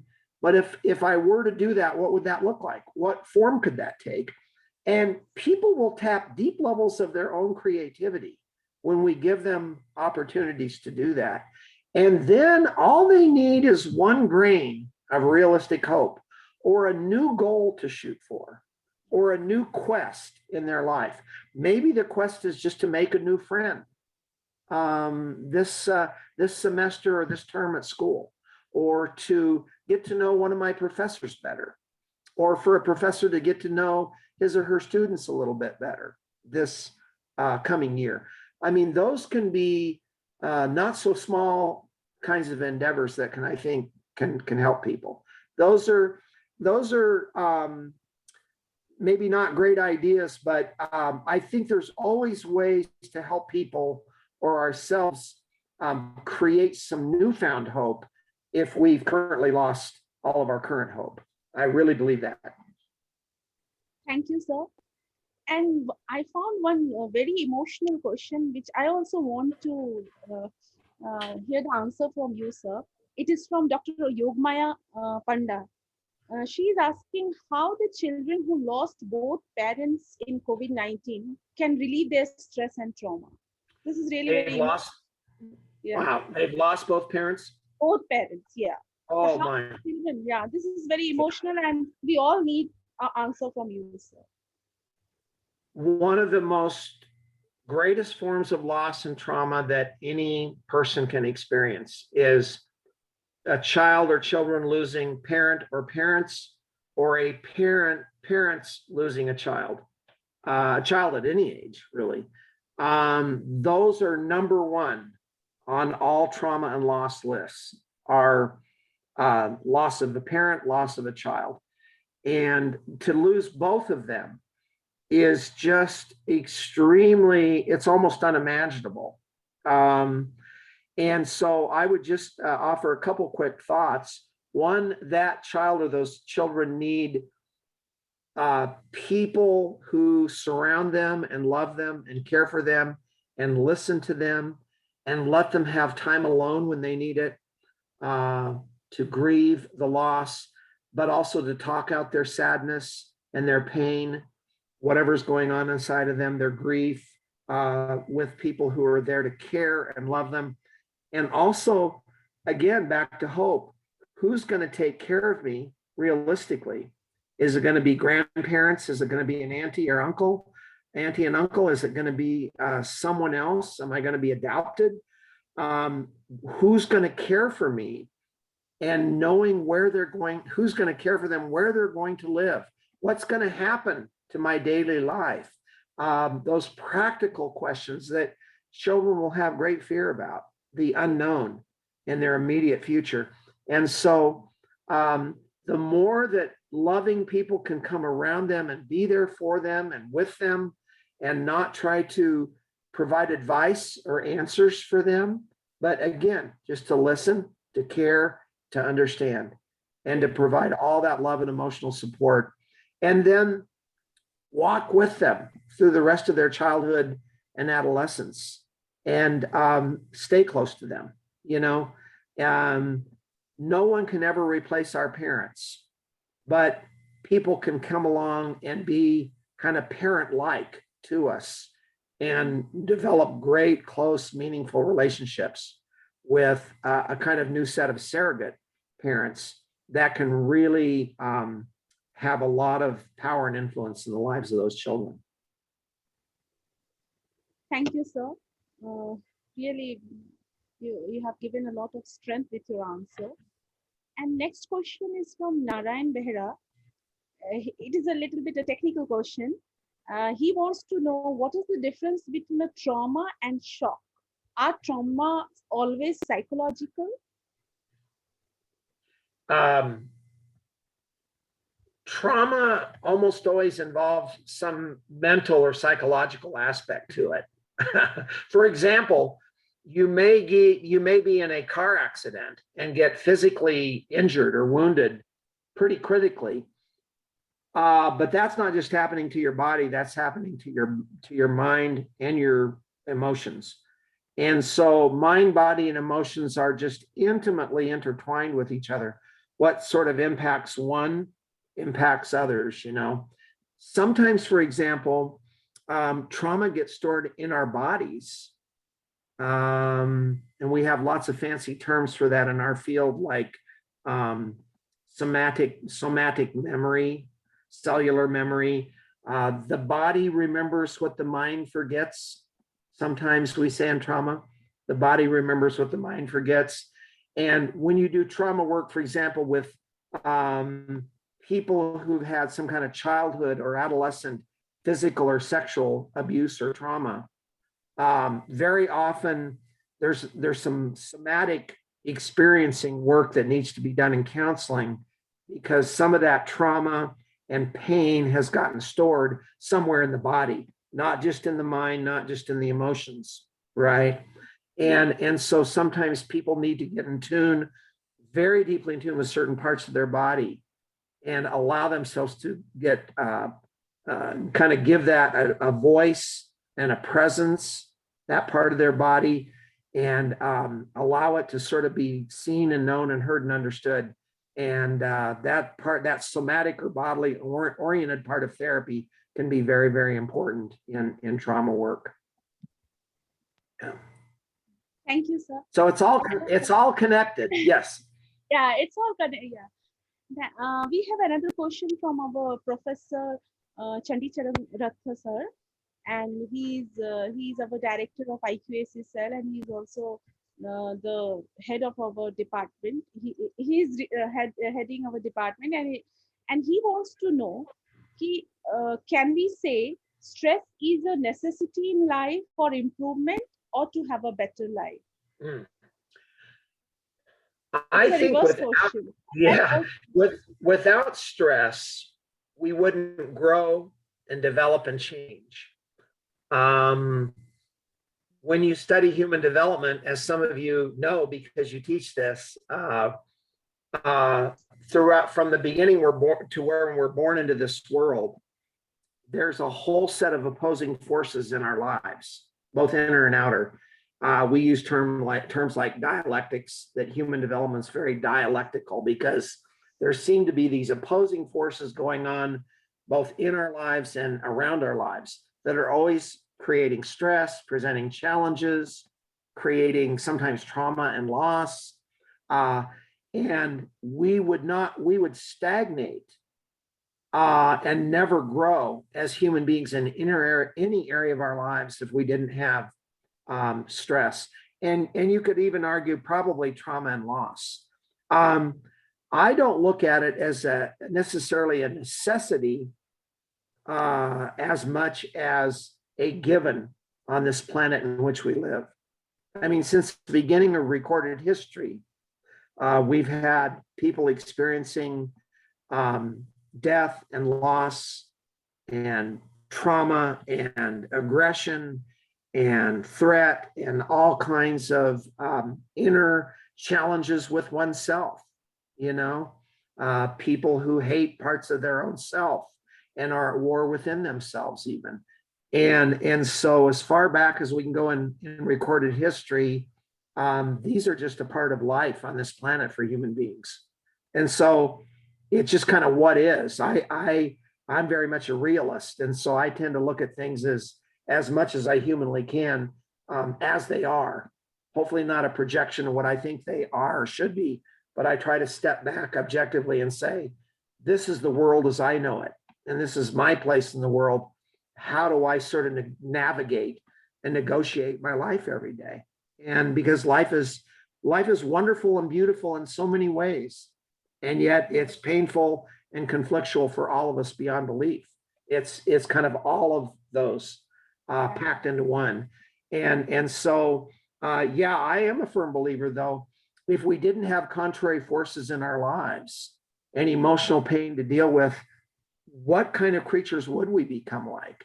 Would we be more like robots or androids in some of the sci-fi movies, you know, an android? These are all what make us very, very human. And as one person in our field said back in the 1940s, we are all more human than otherwise. And it's really important to know what it means to be fully human. Thank you, sir. And another question is from Shelza. She wants to know who are better in dealing with trauma, introverts or extroverts? Oh.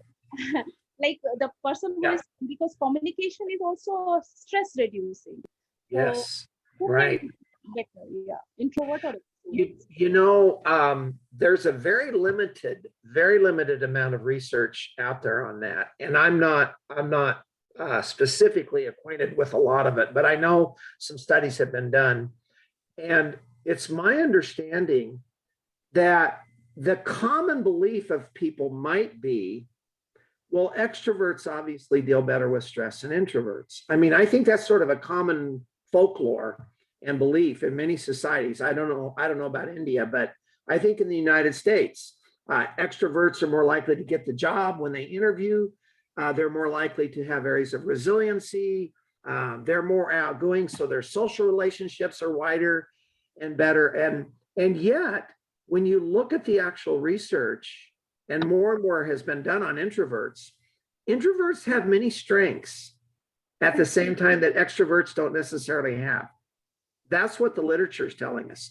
Introverts also have many areas of strength, both internal and external, that extroverts don't necessarily have. So I think my immediate response, and I could be wrong, some of you out there may know more about this, but what I think is correct is that it doesn't favor either introverts or extroverts. It depends on the individual, how they cope with stress, how they process their world, how they engage other people in close relationships. And so I don't think it favors either kind of personality type, if you will. I think across the board, you can have highly adaptable extroverts and highly non-adaptable extroverts.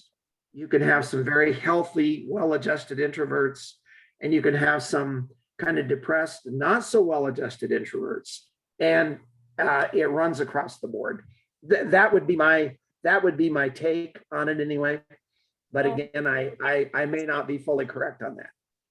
If we scale them on scientifically, I think extroverts are more means better to deal with the trauma scientifically. Oh, is that you think so, huh? Yeah. I think that was a common belief. But just in very recent years, a lot more research is being done on introverts and areas of strength and resiliency and adaptability that introverts have that sometimes extroverts could learn from. So I'm a bit of an extrovert. I know that probably doesn't look apparent, but it has been said that I'm more, if you ask Madam Chowdhury, we've known each other for close to 30 years now, she might say that David is more extroverted. as I would say about her, by the way. And yet I have many introverted friends that really cope and adjust well with life and stress in ways that I wish I was better at, quite honestly. So yeah, maybe the jury is still out on that one. We'll kind of revisit that question in another 5 or 10 years, maybe. Yeah, thank you. Another question is from Genia. She asked very short question. How to control short temper?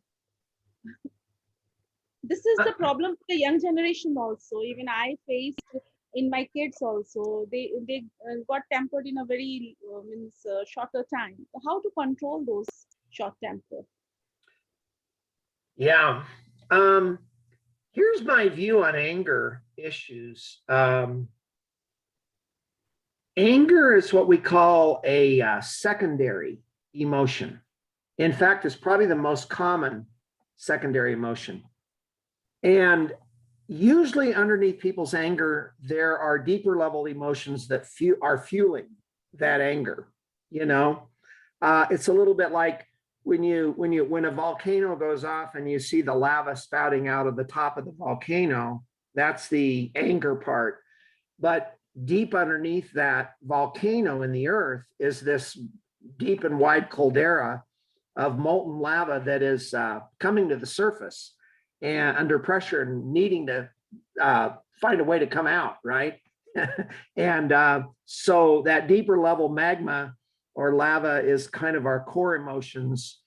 And with my students, I like to use the metaphor of a hard-boiled egg.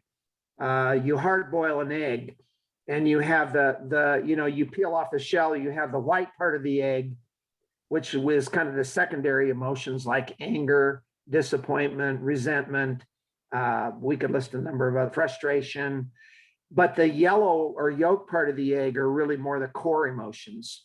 The core emotions are deeper and harder to access, and they're scarier for us to allow our own selves to feel because they're so powerful and potentially kind of scary or immobilizing. For example, we don't like to feel deep fear or loneliness or regret or shame or feeling rejected or abandoned. We don't deal well with those kinds of deeper core level emotions. And so they kind of go left unchecked a little bit and they can kind of simmer around. So I find that with children as well as adults, what we see is the outward behavior of anger, short temper, blowing up. If we can really understand at a deeper level, is the child hurting? Are they struggling with something about themselves, their self-image, how they view themselves in relation to peer relationships, siblings in the home? They're feeling kind of jealous or left out or inferior to others, for example. They don't feel good about themselves.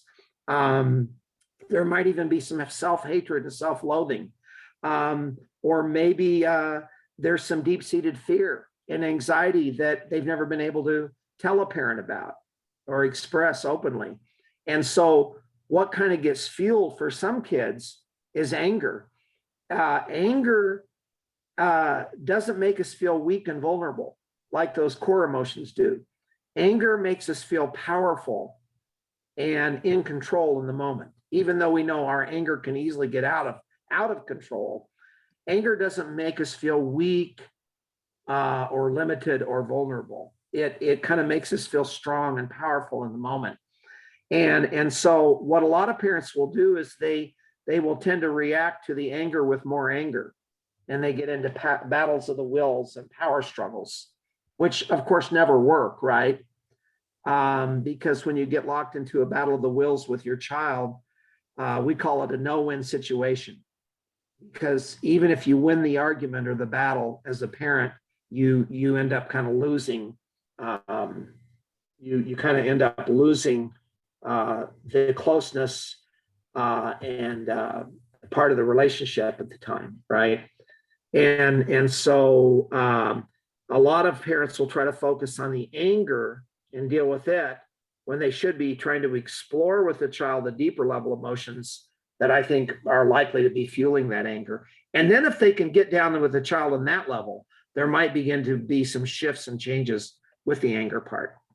That's what we call kind of emotion-focused work. Mhm. Thank you, sir. I think, And I think just Vishala- one minute, madam. Yeah. I think Professor Vishala, madam.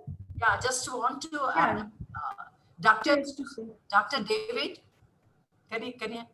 Yes, I can hear you. Yeah, it is for the participants too. I was so amazed to know your mindset, except you're climbing all those things, other things, whatever you were giving the list to be happy in life, those were I was doing. I support your suggestions.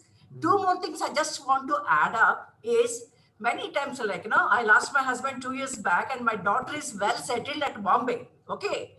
And I'm very, very happy as a professional, but whenever people ask, like, I have a beautiful house, alone I stay, but I never feel I'm alone. Just I want to add up to the people that when Jiddu Krishnamurti, international educationist, philosopher, he used to enjoy loneliness. He said, if you say, I am alone and upset, he questions. That means you are so bad that you can't spend your time with you. Right. So, Exactly right. That deeply went to my heart last year after my retirement. And you know that every day, whenever I'm free, I go back to my childhood. What are the lovely things about teachers? I'm getting in touch with my other people whom I lost, in touch with because being a busy professional. That I just want to add up. Second one, that for that emotional question, people said, what will happen to the kids who lost a parent or both parents? I have very interesting cases just last week. That is from nearby Parbani in the village. Another one is a slum family. The child lost grandparents, parents on the same day because of the COVID. They had 2 kids and relatives. See, this is very, very important for the human development and psychology people. They have to, instead of handing over them to the government institutions, just to find out, put in a local paper, who wants a girl, friend to your daughter, son. Now you don't believe, in front of my house, just in front of my house, the people do not have enough money, but they have only a daughter. They have adopted one son. Oh my. So they are my role models, every day they're so happy with them. That's what I just wanted to say. Oh, that's amazing story. Amazing story. Thank you so much for sharing. That's just very, very deep and meaningful. Thank you. Thank you. Thank you. Yeah. We have a small video for you to play, and also it will solve many questions asked by the participants. Just with your permission, can we play this? I'm sorry, I think I missed the last part of that. Yes, Oh, okay. We have a small motivational video just for you, and also many of the participants will get many questions answered. Oh, Can you play well. this? Please play this. I think it was a tip of the iceberg, we might say tonight, but sometimes that can be a good start to deeper level change and processing and growth for all of us. So I greatly appreciate people's questions tonight. I would have loved to have heard from more of you. And I guess through some of the respondents to the questionnaire, we did get some feedback from you all, from some of you, which was great. But I wish we had another couple of hours together for me to learn a lot more from you all and your experiences, because I think half of my friends live in India, and the other fourth live in Nepal, and the other 1/4 live in the US. So I have more close confidants in South Asia than I think anywhere else in the world. Can you play this video? Yeah. Okay. Thank you. Great. So Are we finishing up then? 1 year Are we finishing and up 13 tonight, or- Okay. Life sucks you under. Life sucks you under. You can kick against the bottom, find the surface, and breathe again. 1 year and 13 days ago, I lost my husband, Dave. His death was sudden and unexpected. For many months afterwards, and at many times since, I was swallowed in the deep fog of grief, what I think of as the void, an emptiness that fills your heart and your lungs, constricts your ability to think or even to breathe. For so long, it felt like the overwhelming grief would never leave. I learned about the depths of sadness and the brutality of loss.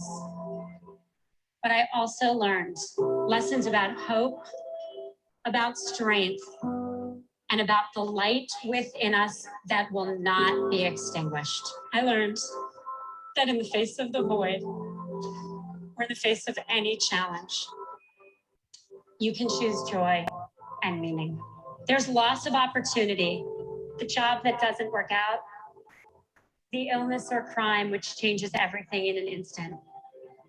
There's loss of dignity, the sharp sting of prejudice when it happens. There's loss of love, the broken relationships that can't be repaired. And sometimes there's loss of life itself. The easy days ahead of you will be easy. It is the hard days, the days that challenge you to your very core, that will determine who you are. The seeds of resilience are planted in the way we process the negative events of our lives. We should accept our feelings, but know that they won't last forever. I stand here today, a year after the very worst day of my life, the worst day I can imagine. And two things are true. I have a huge reservoir of sadness. It is with me always. It is right here where I can touch it. I never knew I could cry so often or so much. But for the first time, I'm grateful for each breath in and out. I'm grateful for the gift of life itself. Now I celebrate always. I used to go to bed every night worrying about all the things I did wrong that day. Now I go to bed trying to focus on that day's moments of joy. Finding gratitude and appreciation is key to resilience. People who take the time to list the things they're grateful for are healthier and happier. My New Year's resolution this year is to, before I go to bed, write down 3 moments of joy. And this really simple practice has changed my life, because no matter what happens each day, I go to bed thinking of something cheerful. Try it. Deep within you is the ability to learn and grow. You are not born with a fixed amount of resilience. It's a muscle. You can build it up and then draw on it when you need it. And in that process, you figure out who you really are, and you just might become the very best version of yourself.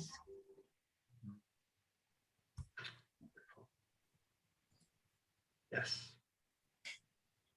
Very, very nice. Now I would like to request Sika madam to propose the questions, please. Thank you, Devbala madam. It was really very nice and heart-touching video. And I'm really feeling privileged to present a vote of thanks for this wonderful FDP program and in this session.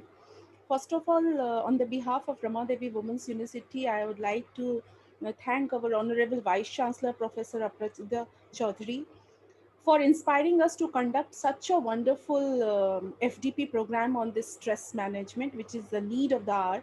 Thank you, madam. In absentia, she's, I don't know she is there or not, but I'm really, we are thankful to you for giving us a chance.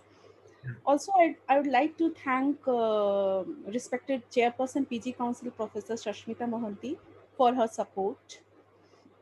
And at the same time, I also like to thank Professor Vishala Patnam, madam. You are truly inspiring us throughout the session, and your words are so inspiring, and you always gives us a strength through your talk and through your gesture. Thank you, madam.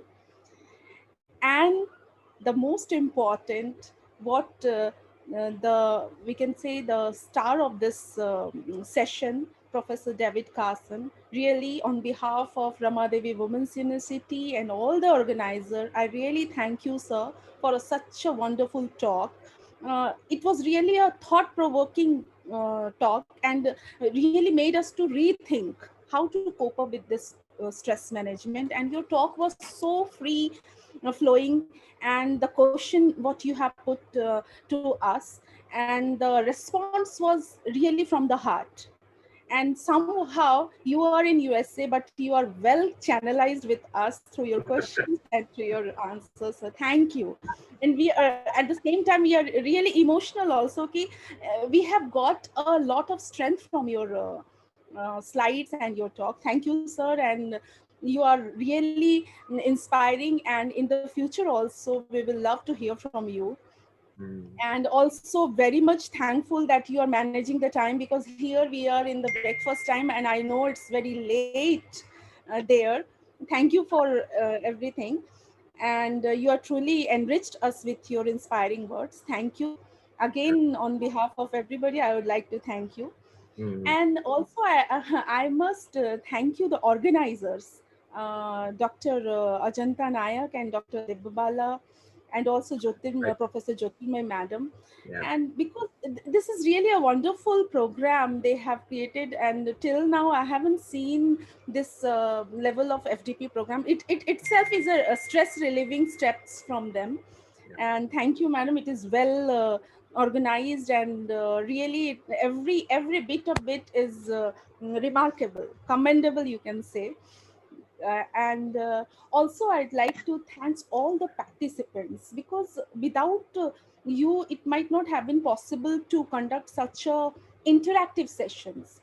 We are flooded with the questions. We are running out of time, but the questions are still there to answer. The responses are also there in the screen. Yeah, we have a very nice feedback, sir.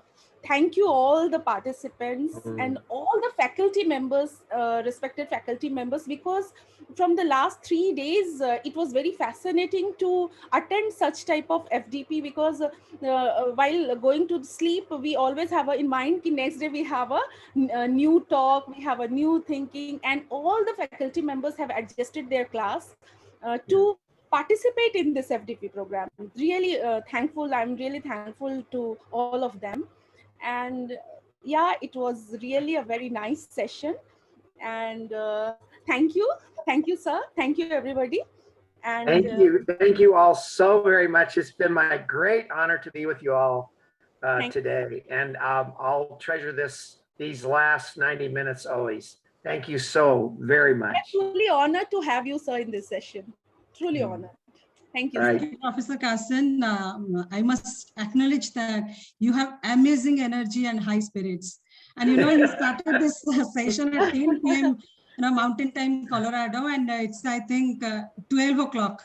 So now it's time to go to bed, and your passion is amazing. And I have to tell you all, I'm teaching an all-day class tomorrow, starting at 9 o'clock in the morning. So I have one of my classes at Regis. So. Thank you so much, sir. I'm energized by being with you all today. So again, a great honor. Thank you so much. A huge blessing for me. Thank you. Much appreciated, sir. Have a good night, and please get some good sleep. Yes, thank you, Doctor. Thank you, Dr. David Carson, and thanks to Dr. Sikha Singh for moderating the session very well and taking the questions. Thank you, Sikha madam. Thank you, madam. Again, we are going to meet in the next session. Okay. All right. Take care, everyone. Bye-bye. Bye-bye. Thank you, sir. Bye-bye. With this, this is the end of our 7th session. We already have our next resource person with us, but we want to give you, as promised, we want to give you a techno-cultural break now for 10 minutes. So you can watch our videos and songs played by our Rama Devi Women's University students. Can we play the videos, please?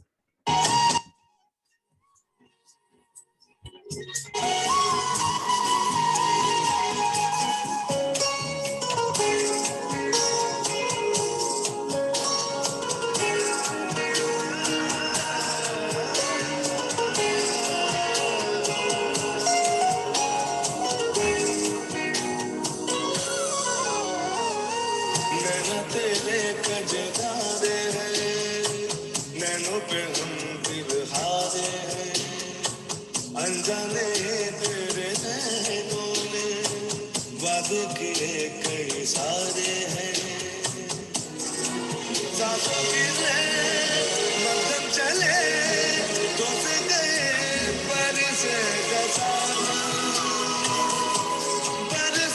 गसावन झूम झूम के तो दिल ऐसे मिलेंगे,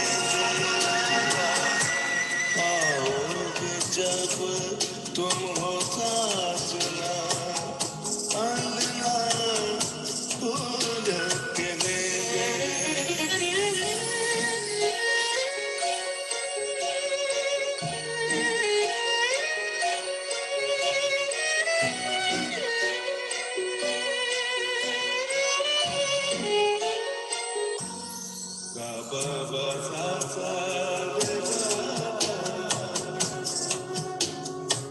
चंदा को काटूं रातों में, है जिंदगी तेरे हाथों में, पलकों पे झिलमिल तारे हैं, आला भरी बरसातों में, सपनों का जहां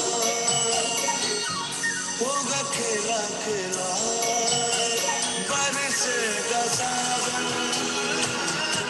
बरसेगा सावन, झूम झूम के दो दिल ऐसे मिलेंगे।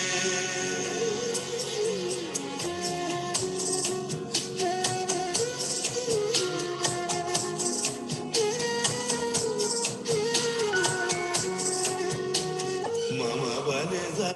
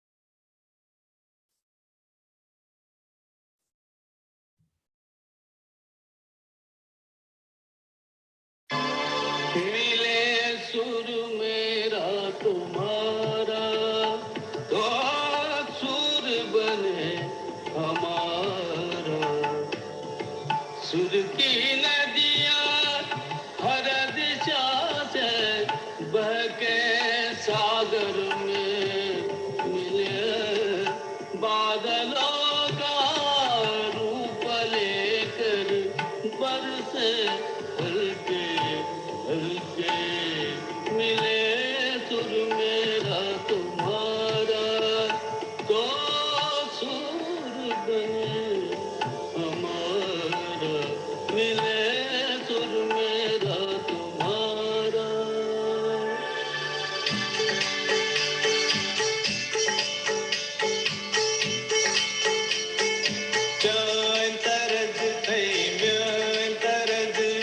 इकवट बनिए संतरत तेरा सुर मिले मेरे सुर दे नाल मिलके बने एक नवा सुरताल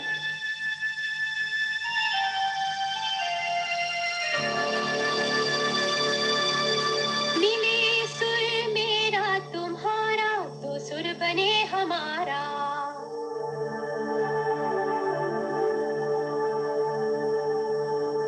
मुंहिंजो सुर तुंहिंजे सां प्यारा मिले जॾहिं गीत असां जो मधुर तरानो बणे तॾहिं सुर का दरिया बहके सागर में मिले बदला रूप लखे बरसन होले होले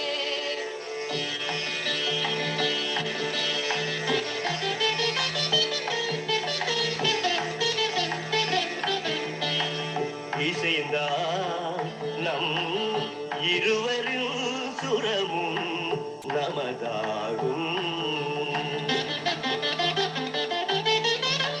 திசை வேறானாலும் ஆழிசேர் ஆறுகள் முகிலாய் மழையாய் பொழிவது போல் இசை நம் இசை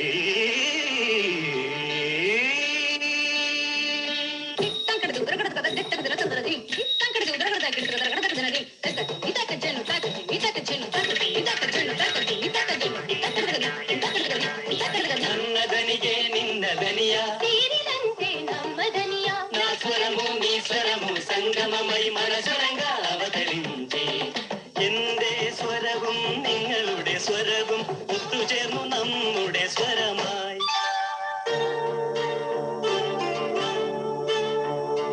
তোমার সুর মোদের সুর সৃষ্টি করো কই কোশু তোমার সুর মোদের সুর সৃষ্টি করো কই কোশু সৃষ্টি হো কই কোতা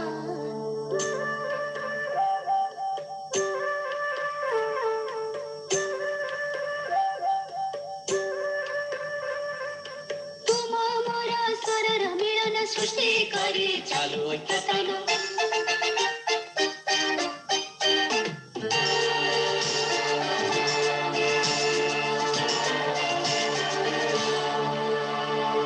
મળે સૂર જો તારો મારો બને આપણો સૂર નિરાળો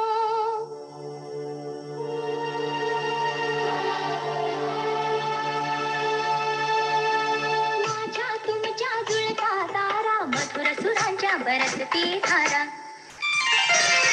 सुर की नदिया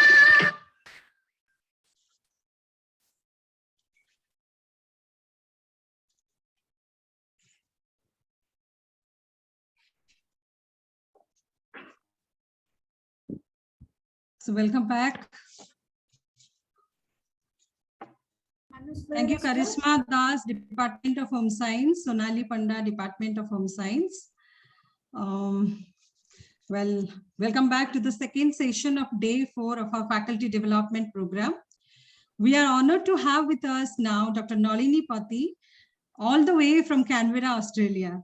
Thank you very much, sir, for joining us today and welcome. A man with a golden heart, extremely popular in Australia and India.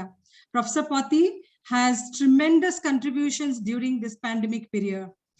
Despite his intimidating schedule of serving as a clinical surgeon and attending human crisis that we are now going through, he's taking time to preach academically in this session, nothing short of a commendable achievement to itself. So without further delay, I would like to request Dr. Manas Behera, Head of the Department Political Science, to give a brief introduction to our esteemed speaker, Professor Pati. And this session will be moderated by Dr. Sikha Singh, Head of the Department Life Science. Thank you. Over to you, Manas sir. Manas sir. Please unmute me. Please unmute me. Please unmute me. Sir, your voice is audible and you are unmuted, sir. No, please unmute me.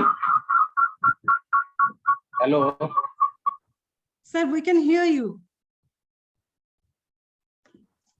Sir, Manas sir. Unmute yourself, sir.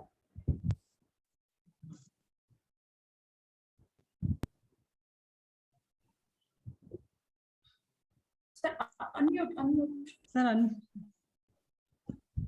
Sir, unmute yourself.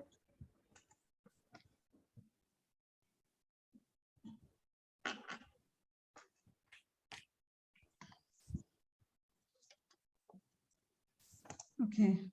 Okay, just one. He joined from who? Manas sir, can you please hear me? Manas sir? Manas sir, can you hear me? I think there is some technical glitch. Looks like he's Yes, sir. Unmute volume yourself. only might have Yes. been down. You have to call him. Hear me? Yeah, sir. Fine. Yes. So can you hear me? Am I audible now? Yes, sir. Fine.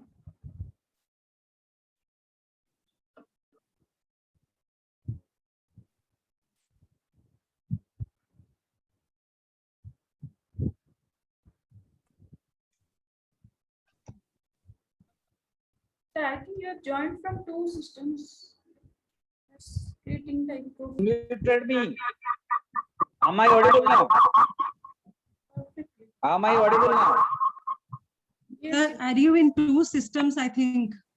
you have to Okay, okay. turn off The one. switch off. Yes. sir. Okay, just a second.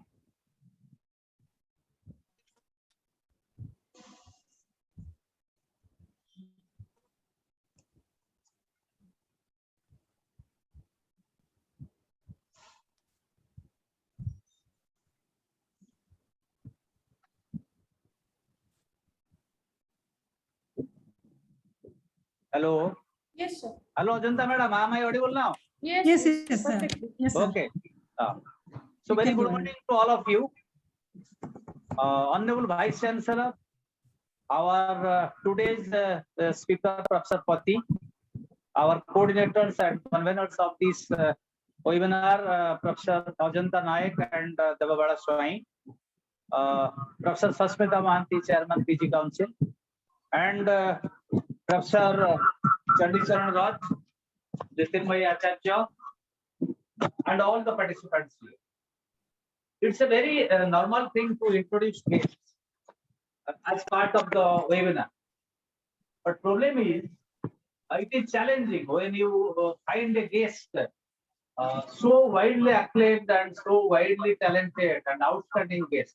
That becomes challenging because within a limited time you cannot present him correctly. So that is what I am facing here. Professor Nalini Pati presently working as a practitioner in oncology and hematology in National Medical of Canberra, and also is an academician working as a professor in National University of Australia, Canberra. So as you know, he has two sides. One is he is a practitioner, acclaimed doctor throughout the globe, as well as he is an acclaimed academician with lots of reviewed articles, international presentations, national presentations, and in the field of in his field as well as in managing the pandemic. As you know, stress management is part of oncology, and it is part of challenging or coping with carcinoma. So there cannot be a better speaker other than Professor Pati while our topic is stress management, because the talk of oncology creates fear in the minds of people, and Professor Pati has been able to cope with this challenge since the beginning of his career. Another interesting facet is that he's an activist.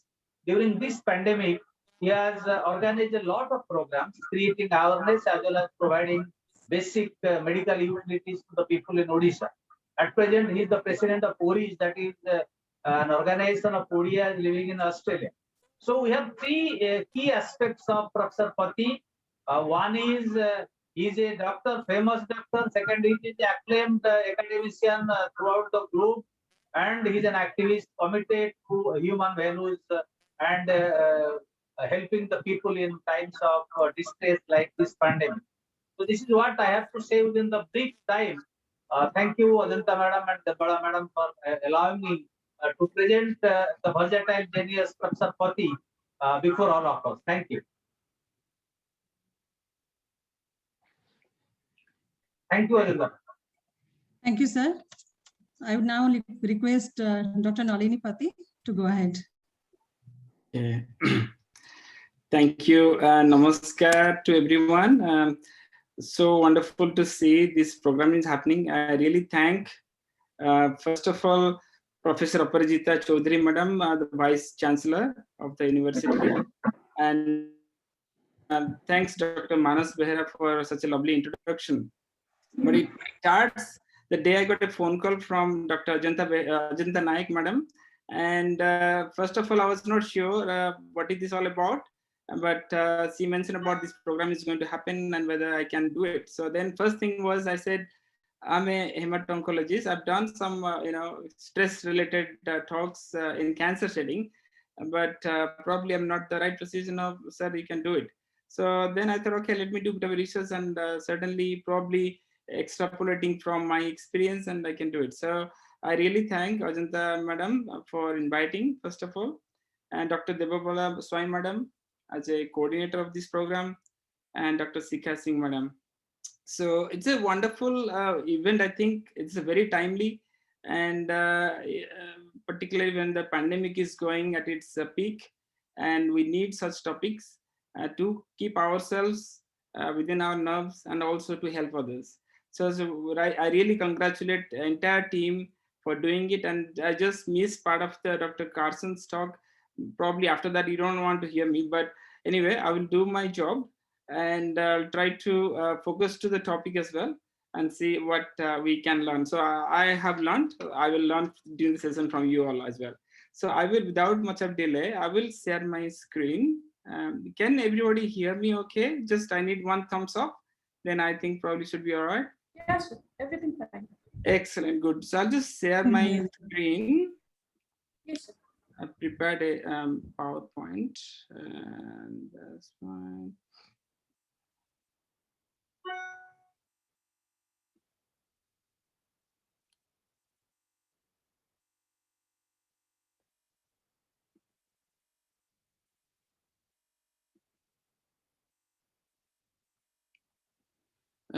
Can anyone see my screen or not yet?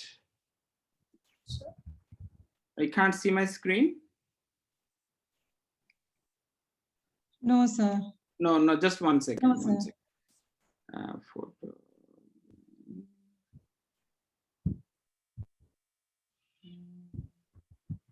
Can anyone see my screen, PowerPoint? No, sir. Not No, yet? sir. Okay, 1 second.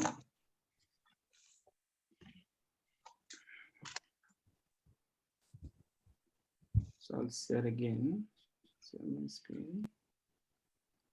Desktop. Share. Yeah. Can you see my screen? Yes, sir. Yes, sir. Wonderful. Thank you so much. I'll just put full screen. Okay, so what? So all okay now? Yeah. Yes, sir. Perfect. Okay. So again, thank you. So we'll just start. Basically, hopefully, I'll finish within 45 minutes or so. Then we'll have a bit of a question answer session. And I really thank all the audience as well. Without audience, nothing will happen. So thank you again. So these are my two disclosures. First of all, I'm not a psychologist, and this is all for general advice only. But given this is my area of expertise around this area, and then I will touch upon the doctor side of things. What is our version? So this is actually the Australian Parliament, one of the evening sunset picture. So I have decided about this session in this way. So stress on physical changes. Then second part would be the mental changes and effect on the work balance and how it affects our work, and when whether it could be productive or non-productive. And then I will touch upon some aspects of management. What WHO says, basically WHO's definition, which is not a new definition, but WHO says it defines health as a state of complete physical, mental, and social well-being. It's not just simply absence of disease. So which has been defined many years ago, and this is the still the standing definition. And what it is most important, actually, the qualitative aspect of health. It's not just somebody has fever or somebody has cancer or doesn't have cancer, but it's all about qualitative aspect as well, where this is very important to talk about. And we talk about stress. Okay, stress can be normal. So for example, stress, some stress in the life, which will drive us. So to achieve more, to have certain kind of goals in our life. So that is probably normal. There's some amount of stress is normal, which will help us a bit more motivated and focused, and we become more energetic and try to achieve something. But what we need to do that though, we need to take the positive action to channelize this energy, which will be useful. But that sometimes doesn't happen. Before we talk about the topic, this is very important. Probably you have already seen this one before, but I think it's, as a medical faculty, I need to explain a little bit more about that. What happens? What or why we are worried about stress? Okay. So first of all, our hypothalamus, which is there, and which is the main trigger, where our stress or whatever. So that's the hypothalamus, which again triggers that hormone, which stimulates your pituitary gland, which is the corticotropin releasing factor, which stimulates your one of the factor, which again stimulates the adrenal glands. So adrenal gland sits in the top of the kidneys. So a tiny gland, but such a useful gland, particularly has probably evolved over millions of years, and it has helped us to survive. So without that, probably we would have extincted some time ago. So that helps with the fight and flight kind of response. So that stimulates the adrenal gland, and the adrenal gland that produces two types of hormones. One is the cortisol, which is from the outer part of the adrenal gland. The other part is the internal part of the adrenal gland, which is called medulla, which release epinephrine or norepinephrine. This is called catecholamines. I'm not sure whether you heard about it, catecholamines. So there are the two things. One is the cortisol and catecholamines, so epinephrine or nor, which actually drives our heart as well to some extent. So that is very important to some extent, and without that we can't exist. So that is very essential. So what happens? So when there is stress, so the system that has been developed is actually this is from Dr. Andrew Neville from US. So it's called limbic system. So limbic system has been developed from millions and millions years when evolved, and how we human beings survive, and how we have better age than other animals or something like that. So that has two aspects. One is your hypothalamus, I showed you, hypothalamus, pituitary and adrenal axis. That is the drive. So that's again releasing the factor that again stimulates your pituitary gland, which stimulates the production of that releasing hormone again called ACTH. Then ACTH stimulates your adrenal gland, and that releases your cortisol, which we need. Like the cortisol drives the heart rate and everything. So when there is high cortisol, that gives a negative feedback. That's again suppresses your pituitary. That also suppresses, which is a good thing. So it's a self-limiting condition. So it is controlled by itself. And there is another system called autonomic system. So again, we have a very strong autonomic system. It has two components, again, very complex. I don't want to bore you down, but it has one factor called sympathetic factor or sympathetic aspect, and the other one is parasympathetic. So the sympathetic one, which is the link to the fight and flight response, which stimulates basically your adrenal gland, which then again stimulates your hypothalamus. So when you have that is a stress, that releases the hormones and from the adrenal medulla, then again stimulates your hypothalamus. Then this cycle goes vicious. So where there is a negative feedback, when there is a self-contained process, but with this, when the autonomic system is activated due to stress or due to fright or something, there is a danger, then this gets activated. So look what happens. Body doesn't know. When there is a stress, body thinks it will do exactly the same thing to whatever the stress that may be. Okay. So stress could be your exam, could be maybe you have met with accident, or maybe somebody is not well in the family. So same stress, body handles in the same way. That's the problem. So look at what happens when somebody is stressed. There is a cortisol, which I showed you in the previous slides, will be very high, and there is a high adrenaline. Okay. When somebody is calm, the opposite happens. So basically endorphin is released, which is a very good hormone to have.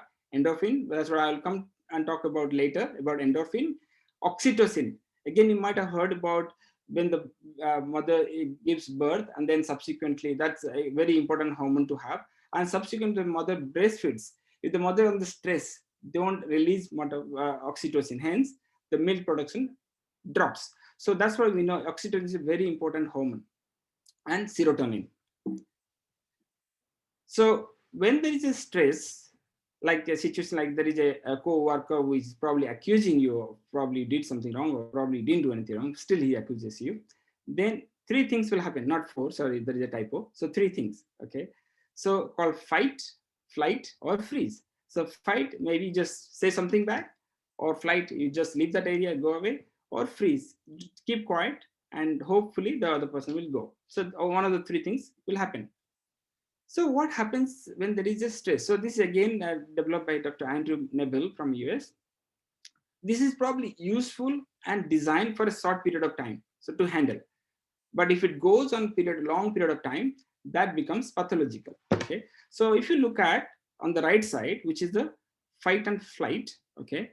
So when the sympathetic system, I told you the two types of autonomic system. One is the sympathetic. Sorry if I'm making it more complex. I'll try to make it very simple. Sympathetic, parasympathetic. Okay. Sympathetic, the one when we met with a, let's say, accident. That's what happens. Or maybe you met with a tiger, for example. Okay. So that is a fight or flight response. A tiger would be the best response. Okay. So what happens? Suddenly, we don't have much time, within seconds.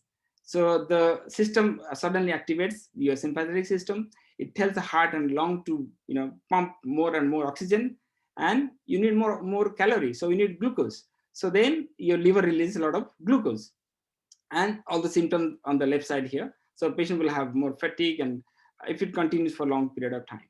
So during that time, your other part, which should be saying rest and digest, that part will drop quite significantly, because that time we don't have to think about resting, right?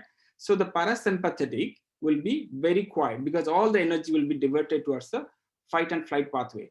So what happens, this is very important to understand. So what happens when other important things like your immune system, your digestion, your reproductive system, thyroid, everything goes drop. Again, there won't be much activity. So for example, that is required. For example, thyroid gland is required to maintain so many things. Your thyroid gland would not function properly. So then that leads to obesity, that leads to a lot of other things. So when the sympathetic takes off, the other part drops quite significantly. And that has a big consequence if it continues for a long period of time, because it is designed for a short period of time. There are a lot of physical effects of stress. It's a long list there. I will stress on some of those aspects and see whether we can correlate and see a pathway why that happens. So tension headache, backaches, saliva secretion. So we have probably dryness of the mouth, or maybe increased secretions, diarrhea, stomach complaints, rapid breathing. You all have experience. I have experience as well. Maybe I'm giving talk. I mean, same thing happening to me right now as well. So, and if it continues for a certain period of time, your blood pressure changes. There will be hypertension, high blood pressure. There is increased risk of type 2 diabetes. I will explain how that happens. Erectile dysfunction, infertility, irregular menstrual cycles. And more importantly, it can also weaken your immune system, and it could lead to sleep deprivation. So just to explain some of that, how that happens. Tension headache, for example, you have emotional stress. That leads to contraction of those skeletal muscles. Muscle get tightened of the head and neck area. And then there is an increased oxygen demand by tense muscles, which will not be released. And what happens to do that? There will be dilatation. So blood vessel become more engorged. That means more blood flow to the head and neck area. That leads to tension headache. So now you can think, if somebody has headache due to stress, this is a perfect pathway how that happens. Backache, there could be backache, same mechanism. Somebody has probably stress that leads to tense muscles. If the muscle become tense for a prolonged period of time, they lack oxygen, and that could result to muscle fatigue and back pain. Salivary secretions. During the stressful situation, salivary secretion may either decrease or increase. There are two categories of people. Like, so if somebody is very assertive, then there will be more secretions. If somebody is a bit passive, won't say anything, then he will show signs of dryness in the mouth, or other saliva would also drop. Saliva would drop. There could be diarrhea. We all have experience, right? Before the exam, we have a bit of a more increased, toilet frequency.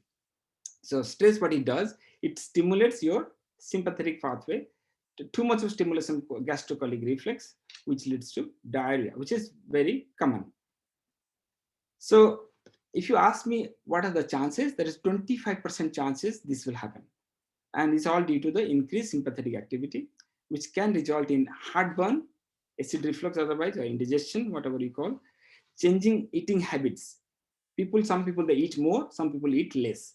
But what happens, we need to understand, during the stress period, as I said before, you need more glucose to be released from the liver. So initially the glucose is released, but that would be utilized later on. So what happens? That's why you might have seen people get overweight or obesity, just because they release more sugar initially, but that get utilized more, and they try to eat more, and that's why it goes a vicious cycle. And there could be also the fact that the intestinal absorption also may drop, which could lead to drop in weight and weight reduction.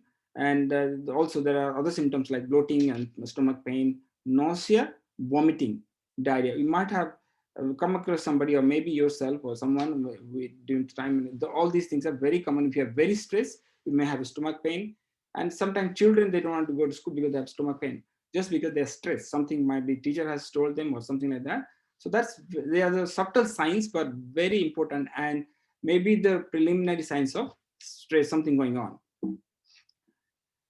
Fatigue, again, as you know, there is stress, and that leads to nervous system to spend unnecessary amount of energy, and that again due to the increased heart rate and blood pressure, and sugar level drops at some point, which ultimately leads to reduction in the energy level, and fatigue and lethargy. And sometimes people say that I'm constantly fatigued, but you do all sorts of tests, nothing is found. Then probably it's because of the chronic fatigue, chronic stress at their home or their workplace, which is a very important sign to recognize. And what happens in the chronic stress, there could be, if that goes on for a long period of time, there is a 34% increased risk of heart attack and stroke, and obviously hypertension, high blood pressure, because there is a constant damage to the blood vessel and arteries. As I mentioned in the previous slides, that this is designed, maybe stress is probably okay for maybe few minutes or maybe one day or something. If it continues, your adrenal gland will be exhausted, producing how much adrenaline, how much of cortisol, and at one point that will show the sign of exhaustion.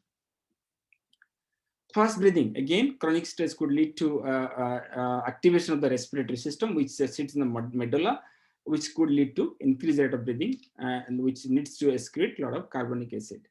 Sleep deprivation, again, very common. If you are stressed, continuously working long hours, and also unknowingly or knowingly, it enters your subconscious state and also destroys your sleep cycle.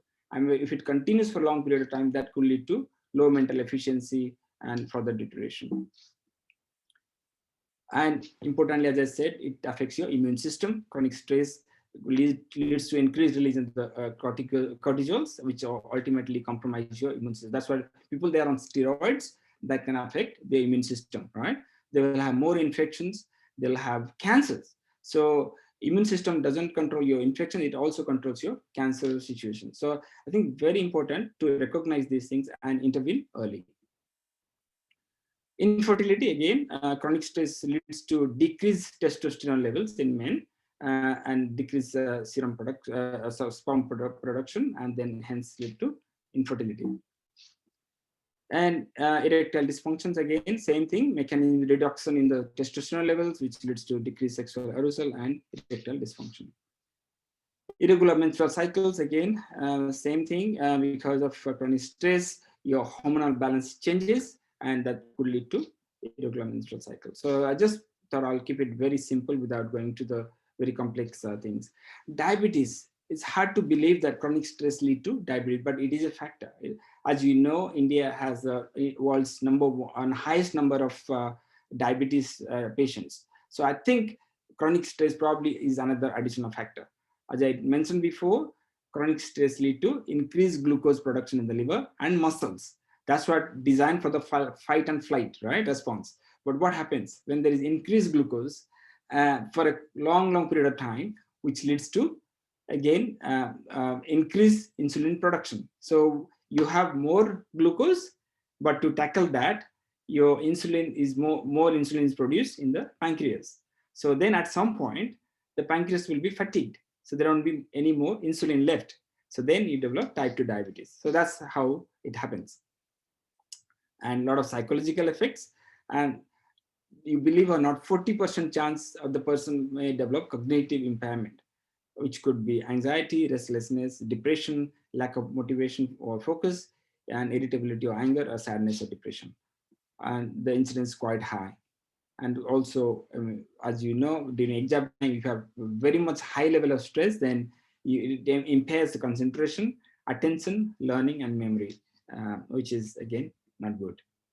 Behavioral factors, again, overeating, undereating, angry outbursts, smoking, people take wrong habits, alcohol or drug abuse, social withdrawal, which is, again, all the wrong things.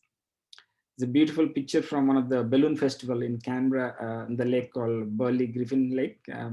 Just happened 3 months ago. So I thought I'll share the picture. So effect of stress on behavior, which is very, very important. And again, probably we'll need to talk about the performance a little bit. So how that happens, basically, if somebody has a little bit of pressure, and it could be one of the significant life stresses, which initially probably won't be felt, but in the long term, it'll affect the performance of the person. And it has, to some extent, probably the stress is okay if somebody has a deadline to finish, but if somebody has multiple deadlines with a short period of time, that can have very significant negative effects. When stress is perceived as uncontrollable or unmanageable, the person begins to experience a gradual drastic decrease in the performance level, causing a decline in the productivity and enthusiasm to respond to the stress. So, for example, a very tight deadline is given to an office employee who has to take care of 4 children at home, and they are sick. A mother is sick at hospital, and this is a very challenging thing, right? And this overwhelming mix of situations, if not managed carefully and totally not supported by the superiors, then that results in poor performance at work, bad relationship, and with other members of the family, even with the work colleagues. So I think we need to look at the root cause and see what is happening in the background, probably try to help and sort out if possible. How does stress affect our performances? Again, the positive effect, again, there could be a small amount of stress, probably good. We all need little stress or some minimal targets to perform better and achieve more.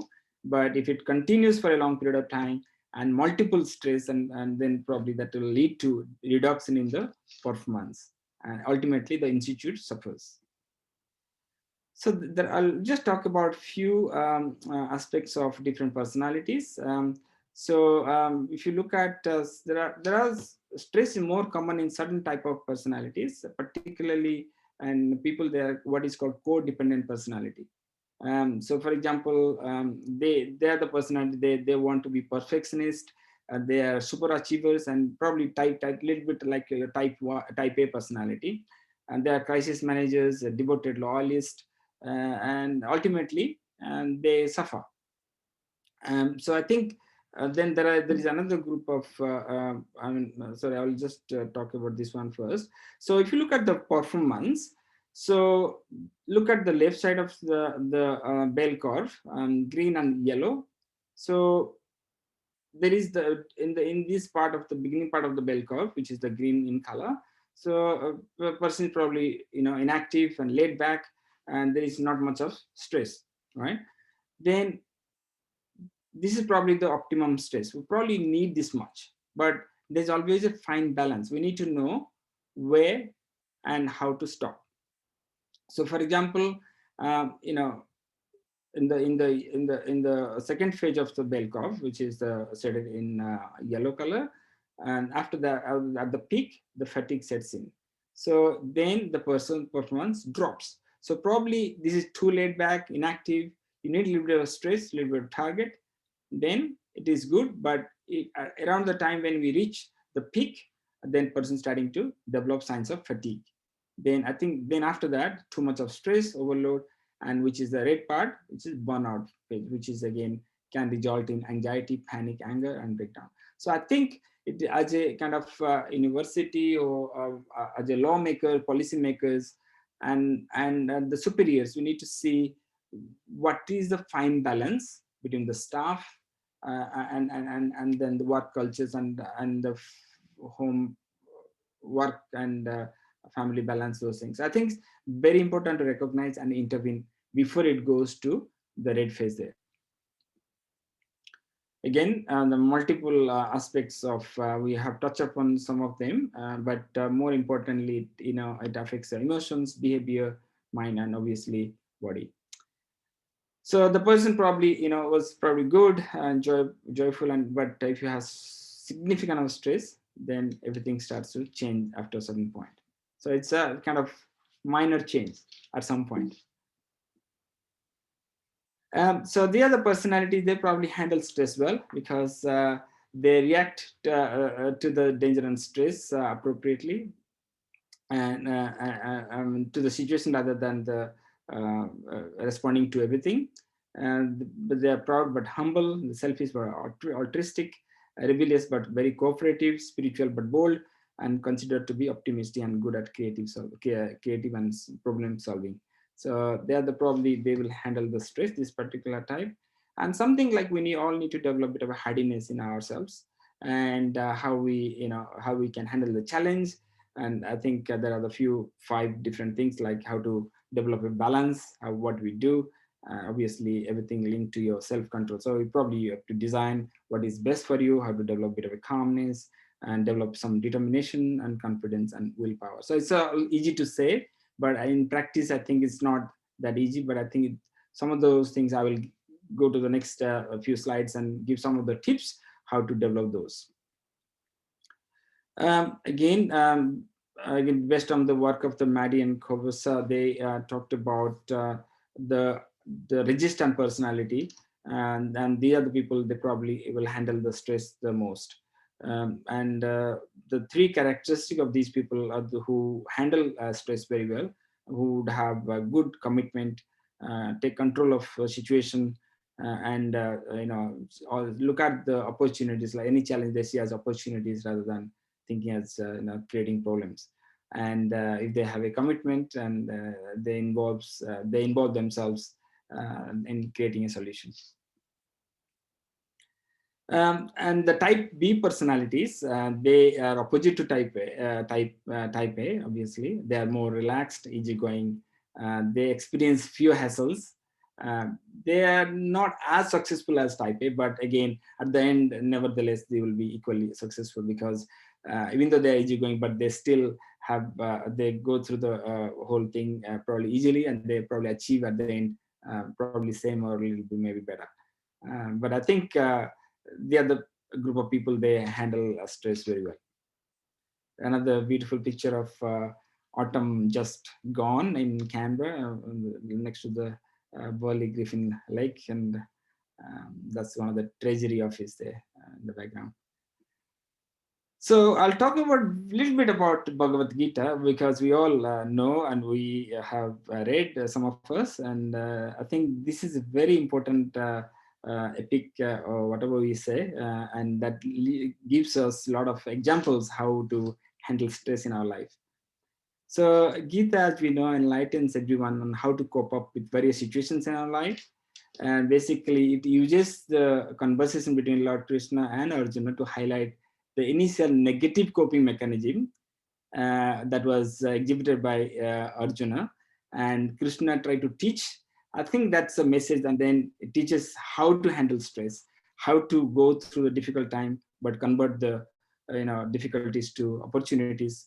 So I think a lot of things have been discussed, and it's a wonderful, probably teachings through the story. The healthy mind is one which again is capable of responding to each moments of life confidently.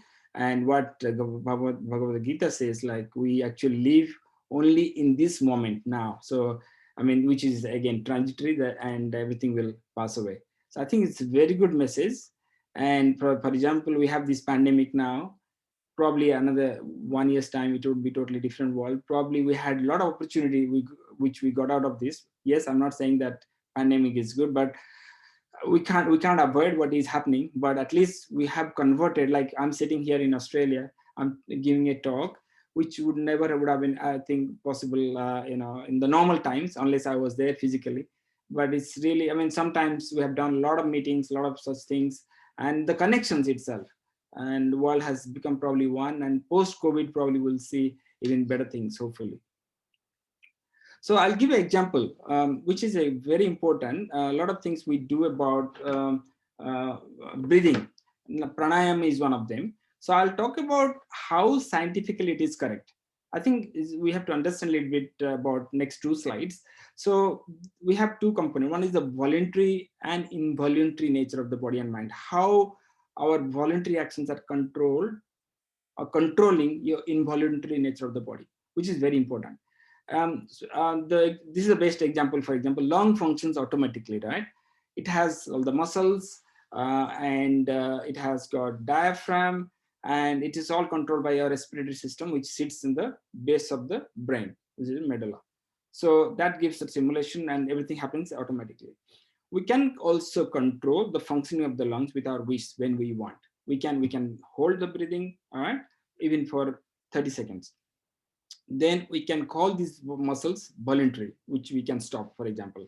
In yoga practice, the ability of lungs is made use of to gain the control of the heart. So yoga, pranayama and those things, I think scientifically it has proven time and again that by doing these practices, how we can control not only lungs, but also we can control over the heart. On the next slide. Again, beautiful picture of the sunset and the lake and the Telstra tower in the background. So if ever post-COVID, anybody interested, I'll be more than happy to host, and maybe we can have a bit of assignment in ANU university and things like that. So we need to control our thoughts, first of all, right? I'll come back to the respiration again, but we have got 2 components. One is the intellectual and emotional. The intellectual thinking is voluntary, which we do meditation, we do talking to people and listening to people. That's all voluntary. And the emotional thinking is involuntary. But there are a lot of situations where what happens, most of the times, the combination of 2 things happen. Right? So we sometimes then either lose the control of our emotions, or we do not act properly, so that it affects the intellectual aspect as well. So many times is a combination to never very clear and separated. So what happens by gaining the control over thinking, and finally the third C's, we need to know, we think there won't be any need for any energy, and the metabolic activity drops. So, okay, your brain needs probably the highest amount of energy in our body, right? So once we have control over your thoughts, we don't need a lot of energy. And your metabolic activity probably would not be needing to be that active. There is no production of carbon dioxide. So you have gone to a state where your breathing is quiet, your mind is pretty much calm and controlled, then breathing slowly slows down. When the breathing drops or slows down, there is no need for the heart to pump as much blood to the lungs. And the heartbeat also drops slowly. So I think that's again what happens in pranayama. So that's why I think around COVID time, I think that people have said many times, doing pranayama and those things does help. It is not expanding your breathing or lung capacity, but also helps maintaining your heart's activity at the optimal. So we can see that how controlling the mind and the lungs, so which happens in pranayama, that ultimately affects again your heart as well as positive feedback to the brain as well. So going back to again Mahabharata a little bit, in the middle of the battlefield, I think that's what Krishna is telling Arjuna, that never think about the war, think it's your duty, right? And his mind goes away from the battle, and thinking that even though in the middle of the war, he's not thinking about the war. So this is a perfect example. Even the situation like in the war, like in the pandemic, like people are fighting and everything is happening. The mind can take you from that situation you have to face. Your mind will definitely go away in a casual situation. Okay, you don't think much, then you'll do the right, take the right decisions. The challenge you face then is to be focused on job at the hand, not necessarily the surrounding factors. So let's say we have to visit somebody, probably we'll do that job properly without thinking like something will happen and things like that. But obviously we need to take the right steps. Otherwise, this is going to happen. Like we're hitting like, you feel like you're entering to a traffic light with multiple lights on and you're not sure what to do. Or the mind can be calm, like when you sit down there quietly for even for 10-20 minutes. So I'll talk about diet a little bit. Okay, diet, why diet is important? It's very important factor how to improve reduce your stress level. So what is called a stressless diet. What is a stressless diet? If you eat less, so small portions, okay, balanced diet, but you should take small portions. And it should have a regulated fat protein ratios. I'll show you in the next slide what is that ratio should be. And should eat on the regular times. If you don't eat properly and skip your meals, that's not a good idea. So, and this is an example of what is called serotonin good. Serotonin, which is again good for your mood and good for your stress. So they are the food and nuts and everything that you see in the picture releases serotonin. So probably if you are eating chocolates, which is probably good, that releases your serotonin. Okay, and same thing. If you look at this one on the right side, the fish again is probably good. Meat is not good. People don't eat meat these days, some of them, but which is really probably good thing. Probably non-meat eaters, they will live longer. So science has proven, and WHO has done their work. And eating a lot of vegetables and nuts probably good. And that again helps in the stress management. We look at the plate model. Okay, it's very important for many dishes. So you divide your plate like this: half in the middle, then bottom half again half. The top part filled with salads, vegetables, right, of two different kinds, whatever. And the bottom left half, potato, rice, pasta, noodles, whatever. On the right part, lean meat or fish, chicken if you have to eat, or lentils. Even lentils are pretty good, right? And then one fruit and water. So I think this is the plate model, and small portions. That's very important for stress, for cancer, many things. This is how it should look like. Probably you won't touch that plate. I know I won't touch that plate as well, but now. So I think we should all do the right thing, and probably to remain stress-free, probably we have to mind our own diet. Okay. Now, what are some other tips? Basically, obviously exercise, but it has to be regular. But if you do exercise one day, then not for another 2-3 weeks, not good. So as long as it's a regular affair, maybe 2 days a week or 3 days a week, or maybe daily, if you could do exercise, that's really good. Listen to music. I think you can't deny that. So it's pretty good. Sleeping is very important. I think we all, are very stressed and don't have, one thing we don't have is time to sleep. But I think again, it's very important to sleep 7 or 8 hours. And if not possible, then 5-6 hours in the night, and maybe half an hour, 1 hour during the daytime, if possible. I think that's probably ideal. Play with a pet, do meditation if possible. Now, people ask about how exercise reduces stress. All right. Again, people might be thinking now as well. So what it does, when you do exercise, it releases a chemical like endorphin, like other oxytocin you heard about, endorphin. They are and serotonin. They are the good hormones, and that's something called endocannabinoids, right? Cannabis, you know about cannabis, right? Relaxing. So endocannabinoid, which is an endogenous, our body produces those cannabinoids that is released when you do exercise. So people say they do exercise. Actually, some of the colleagues, they go to gym in the morning, 5:30 in the morning before they go to work. So that's, again, I can't do it. But I think they tell they remain very fit. The mind is very good. So that's probably because of this chemical that release in the early part of the day, endorphin, dopamine, serotonin, those things. It allows you to concentrate on a job. So that again allows better concentration, better sleep, because you have done a lot of workout, you will sleep better. and it's a form of meditation. So we can't deny that. Meditation, again, no doubt, it is a very good way to reduce our stress. How it does it? Again, it uses your oxygen consumption in a better way, gives clarity in your mind, thoughts quieten, heart rate slows down, and it also, and obviously through the adrenal gland, which produces less amount cortisol. It leads to the deeper breathing, and it stimulates the parasympathetic.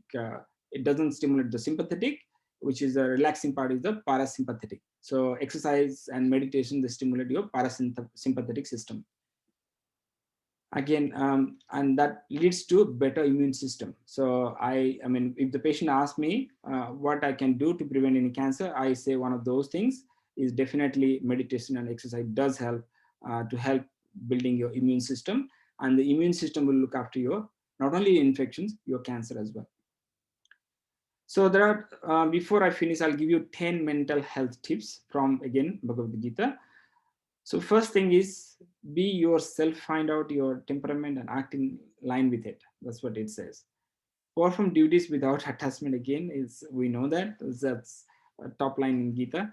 So I think it's important. If you look at and think about it, we know all these things, but we never sit down, never feel that. But I think it's very important we do our duties without that attachment. I think it's a big kind of teaching, and does help even today, like whatever we do. And accept the results, whatever happens. So don't think about the result. That's what Gita says.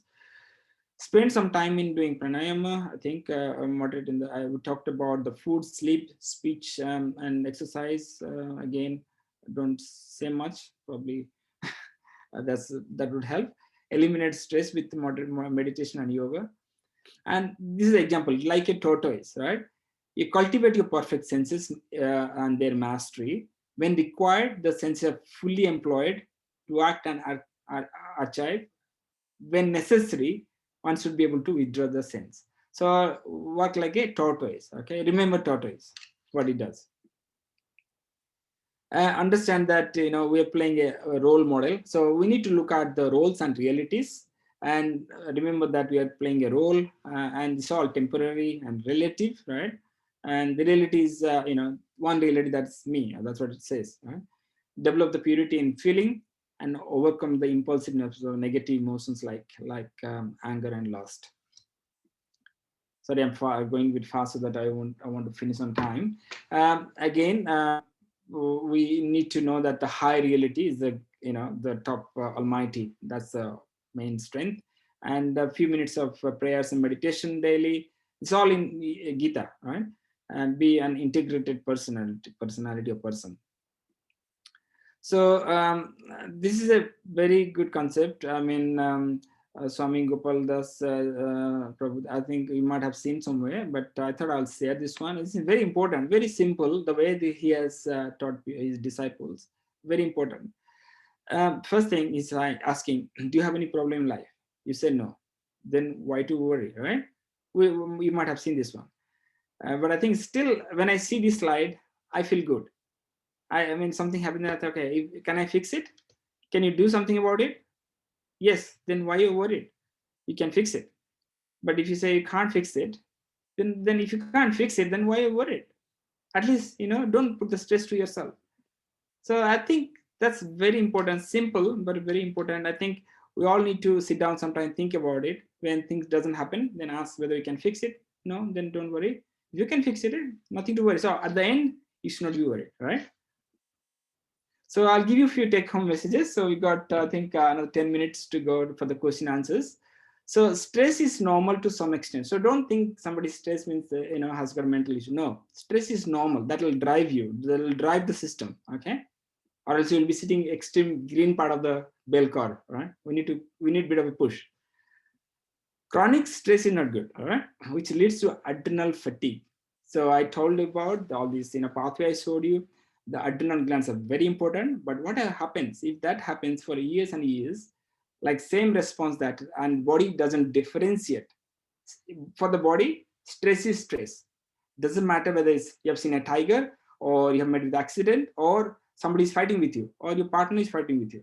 So that same stress goes on and on, that leads to adrenal fatigue. So adrenal gland cannot produce those cortisol that is required, because body never designed to have this kind of thing. So ultimately that will have several medical complications, as I showed you before.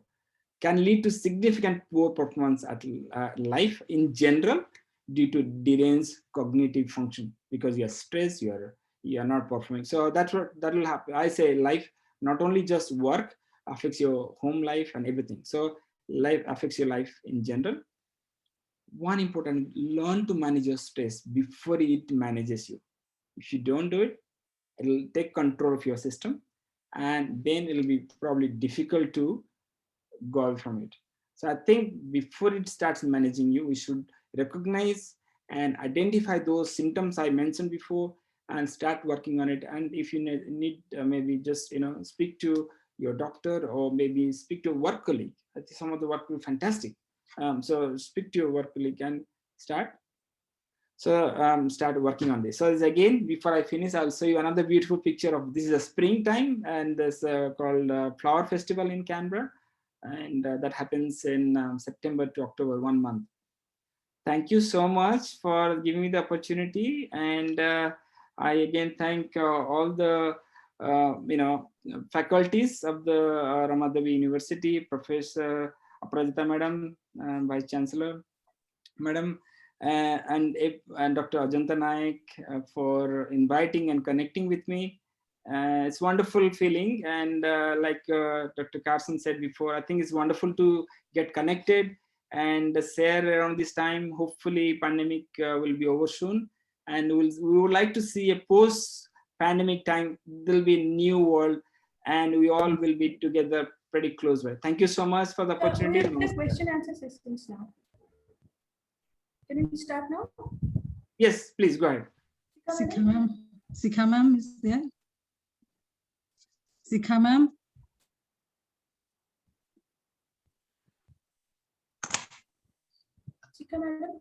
Sikha madam, you are there? I think she lost connectivity.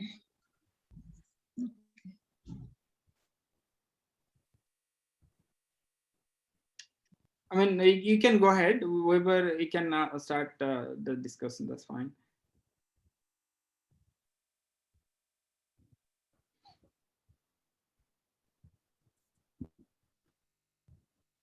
Do you have any questions, Devala madam? You can go ahead.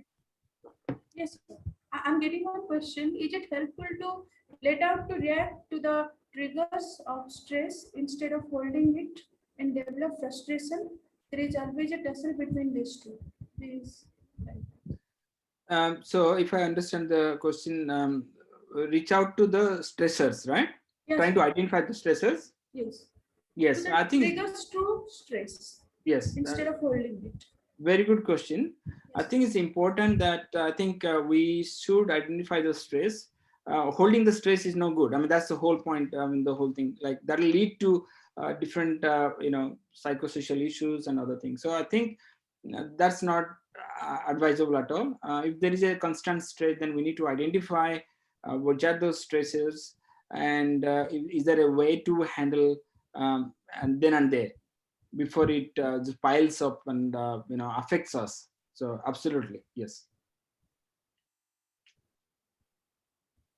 Sikha madam.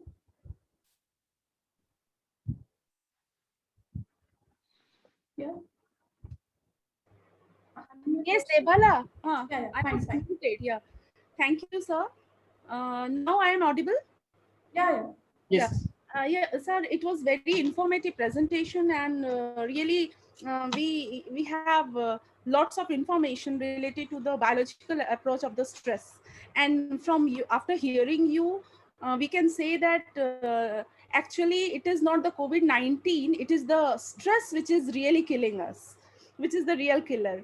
And we are loaded with the questions, sir, and we have one question from Satyabrata. He wants to know which type of stress are considered to be abnormal and how it affects our mind. Which types of stress? I think, I mean, as I said, a small amount of stress probably okay for to handle, but if there is multiple stress, for example, there's a target, for example, at work to finish certain things, there are issues at family level, and there is a financial stress. So multiple stress is not good. So if we can tease out those, then try to, again, one other thing, what actually I should say, let's say we are going to work. We have got, let's say, 2 classes to take, 1 presentation to finalize, finish, and the policy document to look. So when you go to work, you might be thinking, I've got 6, 7 things to do. So what you can do is shut down those things. 1, 2, 3, 4, 5, 6. Number them. So this is practical tips. Then even if you achieve 3 things, just tick those next to that. Okay, I have achieved 3 things or 4 things. So writing down things will probably help you, because you will visualize how much work is left. So that's one example. Same thing at work, I mean at home as well, same thing. I mean, if somebody has multiple stress, and so obviously not good, but we need to find a way to deal with stress. I think that's the most important thing. Thank you, sir. One another question is from Mithilesh Singh, and very interesting question. Which one of the two, meditation or medication, to be given priority for controlling the hormonal imbalance? Hormonal imbalance, again, if I can clarify what kind of hormonal imbalance, because we have hormonal imbalance during stress. We talked about all these good hormones like endorphin and serotonin and dopamine, those things, whereas cortisol and adrenaline, they're not good hormones. So we're talking about that hormone. Obviously medication, I won't say medication is good, but if you can manage something without medication, will be probably ideal. Medication, because what medication, how long are you gonna take it? But if he's talking about, like, for example, other hormones like female hormones or male hormones, sometimes required to be treated, then I think it's probably essential sometimes, at least at the beginning phase. So depends what hormone you're talking about. Okay. Another question is from Prajna.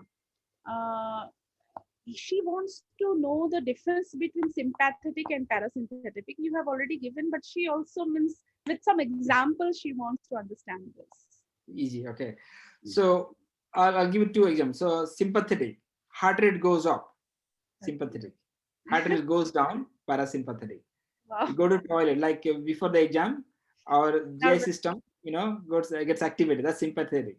Parasympathetic will quieten you down. We need more parasympathetic. Okay, sympathetic, the one which drives you. We need a bit of sympathetic. Without sympathetic, it won't happen. Like, for example, you want to run, you will say parasympathetic activation happens, then you can't run because you need a heart to pump more blood. So we need a fine balance between sympathetic and parasympathetic. If you ask me those examples, heart rate goes up, sympathetic, goes down, parasympathetic, and we need a fine balance. Yeah. Now Prajna got her answer. It was really wonderful answer. And being from the Women's University, I have to take this question from Anushka. She wants to know how stress can cause heavy menstrual bleeding like menorrhea and anemia. Kindly share the mechanism, please. Means how the stress impacts on this. Yes. So I think it's a very good question. I think I showed you the slide, but very briefly, I didn't go through the pathways, but it is definitely a factor. So increased stress, chronic stress can lead to hypermenorrhea or menorrhagia. More blood flow. Yes, that is very much possible. And if that happens, obviously you have to go to the root cause. Now, what also happens when somebody has increased stress, your thyroid gland also doesn't function well. So if there is thyroid dysfunction, that also controls your menstrual cycle. So first thing is your estrogen and progesterone. Mostly the estrogen is linked to your menstrual cycle. So there's a surge, then drops, then that happens. So if there is a increased stress, which leads to your increased cortisol level, which again affects your estrogen production. So definitely is a factor. How to manage it? I think obviously you have to go to the root, look at the stress, and maybe for the transient period, you have to manage this menorrhagia. Now the blood loss, yes, because of blood loss, there is iron deficiency. And if iron deficiency happens, then it adds to the stress. So it's a vicious cycle. If there's somebody has more blood loss, then rectify that, take iron, then things will go in the reverse direction. Thank you, sir, for suggesting a very small changes we can do in our lifestyle, and we can reduce the stress and along with many complicated disease conditions. Thank you. Another question is from Ajanta madam, and she wants to know if a person is suffering from cancer when she is counting a days or in a month, how to deal with the stress in that condition. It's a very good question, Ajanta madam. I think it's a complex situation. Somebody is probably terminally ill, and obviously the stress, the person is going through the stress, and then the entire family is going through the stress. So I think we have to handle with the patient and also the family at the same time, all the caregivers. I think it's very important. For the patient, patient need to know very clearly. So I mean, we have that concept that we sometimes we think, oh, we should not tell the patient. I think patient has full right. They would like to know what is their chances, how long they're going to survive. So if they know, they plan their mind that, okay, I've got this much days or weeks or months left, then I need to plan my days ahead. Same thing for the family. I mean, there's a big, I mean, somebody is going to die and the family, that's a big loss. So then I think the entire family has to go through the counseling sessions, and one has to be really proactive. And we don't, I mean, unfortunately, we don't have this kind of, but things are changing in India as well. But we have to be very proactive and do that counseling, everyone together. Thank you, sir. Another question is from Dr. Yogmaya Panda, and I'm really impressed that she always asked a very nice question. And she wants to know, he gives some stress management tips from the migrant workers with family walking 2,000 kilometers back home due to the strict lockdown. How they reduce their stress. How they would reduce the stress? They're already under the physical stress. Yes, I know. Mentally, they're stressed as well. I mean, a lot of stress, like financial stress and physical stress and emotional, everything. So it's a difficult situation, particularly during the pandemic that happened. I don't know how to deal with this one. I think we need a lot of support. I think we need support from policymakers and government itself, and obviously people are doing whatever they could. I don't think there is an easy solution. And this is actually, I mean, happening. What is happening now is an unprecedented time, and we never had such experience before. So I think whatever, I think we need to, deal with the kind of comprehensive, and we need a lot of support. And there is no easy solution, I don't think. And that time they won't think about mental stress, and they won't think about stresses, but they will have to do it. So we all, if you support, maybe if they get some financial support or maybe transport support or something, that probably would alleviate them. Yeah. Yes. Thank you, sir. Another question is from this Tapashwini. She wants to know more about spiritual health. Just again, spiritual health, again, is a big aspect. What in Bhagavad Gita also, like, spiritual health is very important. And that includes yoga, meditation, and everything. But I think it's all about practice. I think probably in India we are better off than people here in overseas countries. But I think, it's important. I can't deny that. And then spiritual health leads to ultimately, overall good health in general. That's the definition of WHO. That she mentioned also there in her question also. Thank you, sir. Another question is from Mahashwata. She said she's asking that if a betel pan editor, suppose, want to stop the consumption of the betel, then how stress affects mentally or physically? If I can understand the question correctly, madam, if you could repeat that. So stopping pan chewing. Yeah, he or she wants to stop the addiction of the pan, eating pan. So yes. How the stress affects him mentally or physically? After stopping. Okay. So when people obviously some of them successfully stop when we cigarette smoking or chewing betel nuts and these things, they feel good. I mean, I don't think they are stressed. When we speak to people, they do this kind of thing, they feel very relaxed. Maybe it's the initial part of stress, but long term, they feel good. They feel like they have achieved something.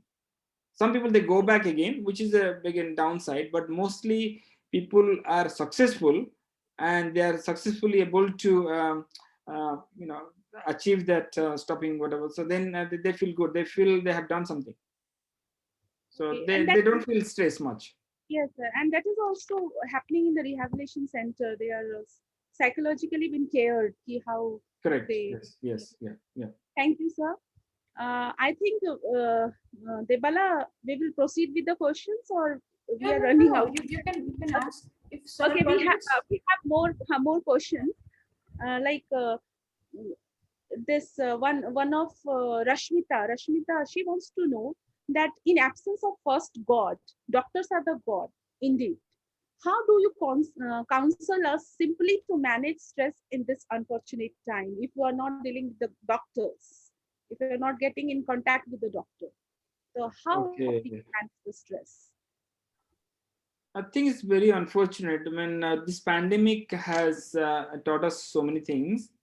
And one of the aspect, obviously, if the patient has nothing to do with COVID-19, but they have normal, other problems like cancer or cardiac issues, they can't see the doctors properly. On timely basis. It's a very, significant thing. Again, how to handle that? Probably with telehealth. That's what when initially last year there was a bit of a pandemic happening here in Australia. Like everything went to the telehealth mode. So and also get some connection. Where you can connect to any doctors, they're giving some consultation through the phone service or video link service. That would be useful. I think there is no easy solution. Again, this pandemic, nobody had any experience over the last 100 years. So we have to understand that, and then help each other. I think if you know someone, you can help them, or get some connection to see a doctor, even over the phone, talk to somebody. I think talk to people. Talk to the professional over the phone. Even that would be even better. So I think there is no easy solution, but I think we have to just do it different ways. Okay. Another question is from Pragya. She wants to know whether do pressure enhance our performance? Good question. Yes, pressure does enhance our performance, but to some extent. Okay, as I said and showed the slides before, I think initially to some extent, if you remember that bell curve, the initial part, somebody is probably relaxed in the green phase, relaxed, not doing anything, and very laid back. Nothing happens. No one do anything. That person obviously will fail in the exam, like in the exam setting. But if you put a bit of a pressure and the stress, then they move up a little bit. That's probably in the upper part of the bell curve. Then the top part, which is the early part of the yellow curve, that's the best part. So that's optimum stress. So there has to be fine balance. So we need to see how much stress is required to achieve certain things, and not that is excessive. Yes. And then I think it's very difficult. Again, we all need a little bit of stress, a little bit of pressure, but it becomes a chronic and too much of pressure and too many things. That's important. Like you got a project to finish, and you have to give the marks to students. At the same time, you got a wedding to go, and if you have multiple stresses, then that's not good. So then you wind back and then say, okay, I will focus only two things. I've got a wedding to go, then I can't do I can't mark the question papers. So maybe you have to scale back and change your tack. That's what you probably have to do. Maybe a mild stress is good for activating us. Yes, yeah. Yes. Another question is from Swapna. Dr. Swapna, she wants to know how we can manage the stress caused in home environment as well as work environment. It's a big question. I think a lot of things to cover. I think we covered most of it. Again, there is no easy answer on managing stress both at work and the home place.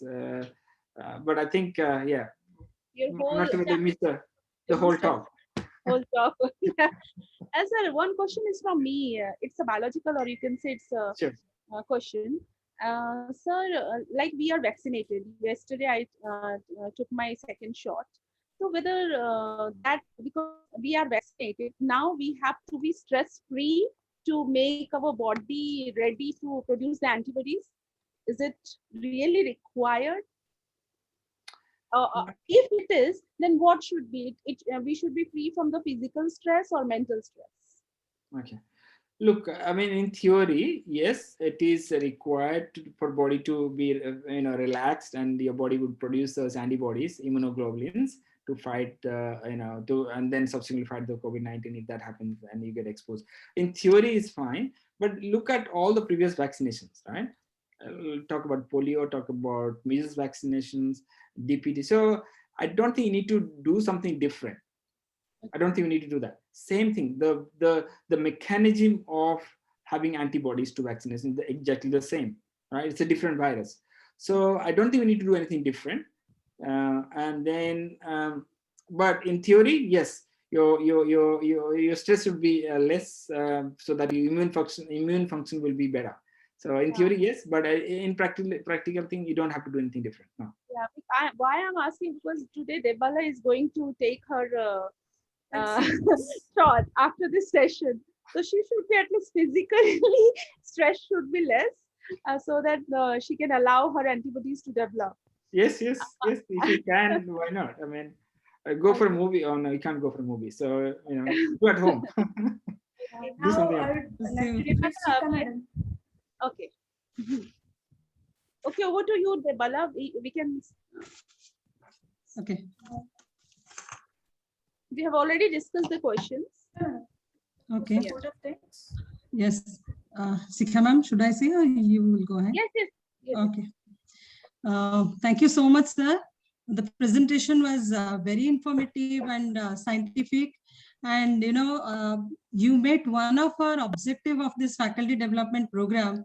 It was to understand the stress and the science behind stress. Yeah. So thank you so much. And I want to thank him for that, because being a person from life science background, it was really now satisfied that we have gone through this approach also. Medically, we are very satisfied. And really, I am thankful to you, sir, for accepting our presentation. And means your slide was very, very, very informative. And you have given a biological approach towards the stress, how the stress are. And we are all self-diagnosers nowadays. We are daily self-diagnosing ourselves. So this slides are very informative. How we can know that this stress is really the main killer we are going. Thank you, sir. Thank you for your listening spiritually from a doctor. He has also connected. First time I've heard a doctor explaining so much on Bhagavad Gita. Exactly. So well. Yes. And one more and one thing I would like to say, I mean, while on one hand, people across India and around the globe, they are largely confined to their homes, with the business, and even the educational institutions are shut down or locked down. On the other hand, sir, you are leading the battle against COVID-19 from the front, putting your life at risk, and with the selfless determination for the sake of saving life. So it's a commendable job that you are doing, sir. And one more thing I want to you are being associated with so many, welfare programs, awareness programs. When I was also interacting with you, till the last moment, I was also asking, sir, please send us the slides, send us everything. Today morning only, I got everything. That's fine, sir. I could understand your busy schedule. Madam, I want. Yes. Yeah. Sir, we have got a lots of feedback regarding your slides. They want to know. And one more thing I want to thank you by, you have shared the incredible real pictures of your campus. That was very smoothing. Means, yes. Peaceful. And we are going to make a screen means background of if it is, sir, may I ask you one question? It is taken by you, those pics? Yes, maybe one slide I have used somewhere, but most of my pictures, yes, except one. Really, it has given a real touch to the. If I have to do something else, I will be a photographer. I love it. Nature. You can share with us. From today, you are also associated with Rama Devi Women's University. Yes. I think we can request you at any time whenever we need some kind of inspiration. biologically, from a doctor, from a spiritual inspirer, then we'll definitely request you. Invite you. Thank you, madam. Thank you. Thank you, sir. Thank you, sir. And, Thank you for being with us. We are ending the 4th day sessions. Sir, you can see your feedbacks here. Sure. We have shown these feedbacks and appreciations here from the participants. On the runtime, we have taken only few. Many are there. We have just taken very few are there. You can just see this. Very professional, I must say. You know, this whole conference series, webinar series, I think very wonderful, very topical. Really very appreciative of whoever has thought about, particularly our entire team for designing this and doing it. And thanks to Ajanta Madam to connecting with me. I think initially I thought I won't do it because it's totally different, but I do a lot of things with cancer related. That's what I told her, that okay. Then said, no, I think we'll keep it. We will contact you. We will contact you, sir. We are very happy to have you. We will be very happy to have you in our sessions with due permission of Ajanta Madam, no doubt. Always there to help you, ma'am. Thank you. This is the end of 4-day session. Just few more announcements for the participants. Thank you and goodbye. Stay well, stay safe. Everybody should stay safe. And I think still we are not out of the pandemic yet. Take care, stay well, and we'll be in touch. Thank you. Namaskar. Thank you so much, sir. See you soon. Thank you, sir. So participants, tomorrow's session will start at 9 a.m.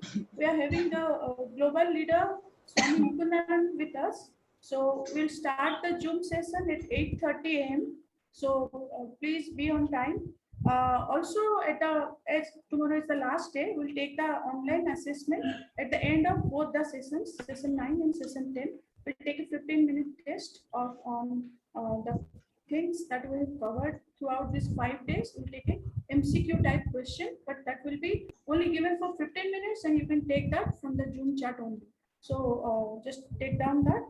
Then we'll have the valedictory session at the end. For that, we need your feedback video of 30 seconds. As I have mentioned yesterday in the WhatsApp chat, we need a 30-second feedback video of yours. If you wish, you can send us through our WhatsApp or through the mail ID. Okay. So very importantly, tomorrow we are going to start the session at 8:30. You have to join at 8:30 and start 9 o'clock. We'll start the session. Thank you. Madam, thank you all participants. Thank you. I think thank you, Ajanta Thank you, Madam. Sikha Madam. Thank you. You both are incredibly awesome. Thank you so much. Thanks for the compliment. Thank you, and thanks for all your support, guidance, cooperation. Also. You know, behind the scene, you are also there. Many are there. Yes, many are there. Many are there. We all are there in the building. Thank you. Thank you. I'm ending this session now.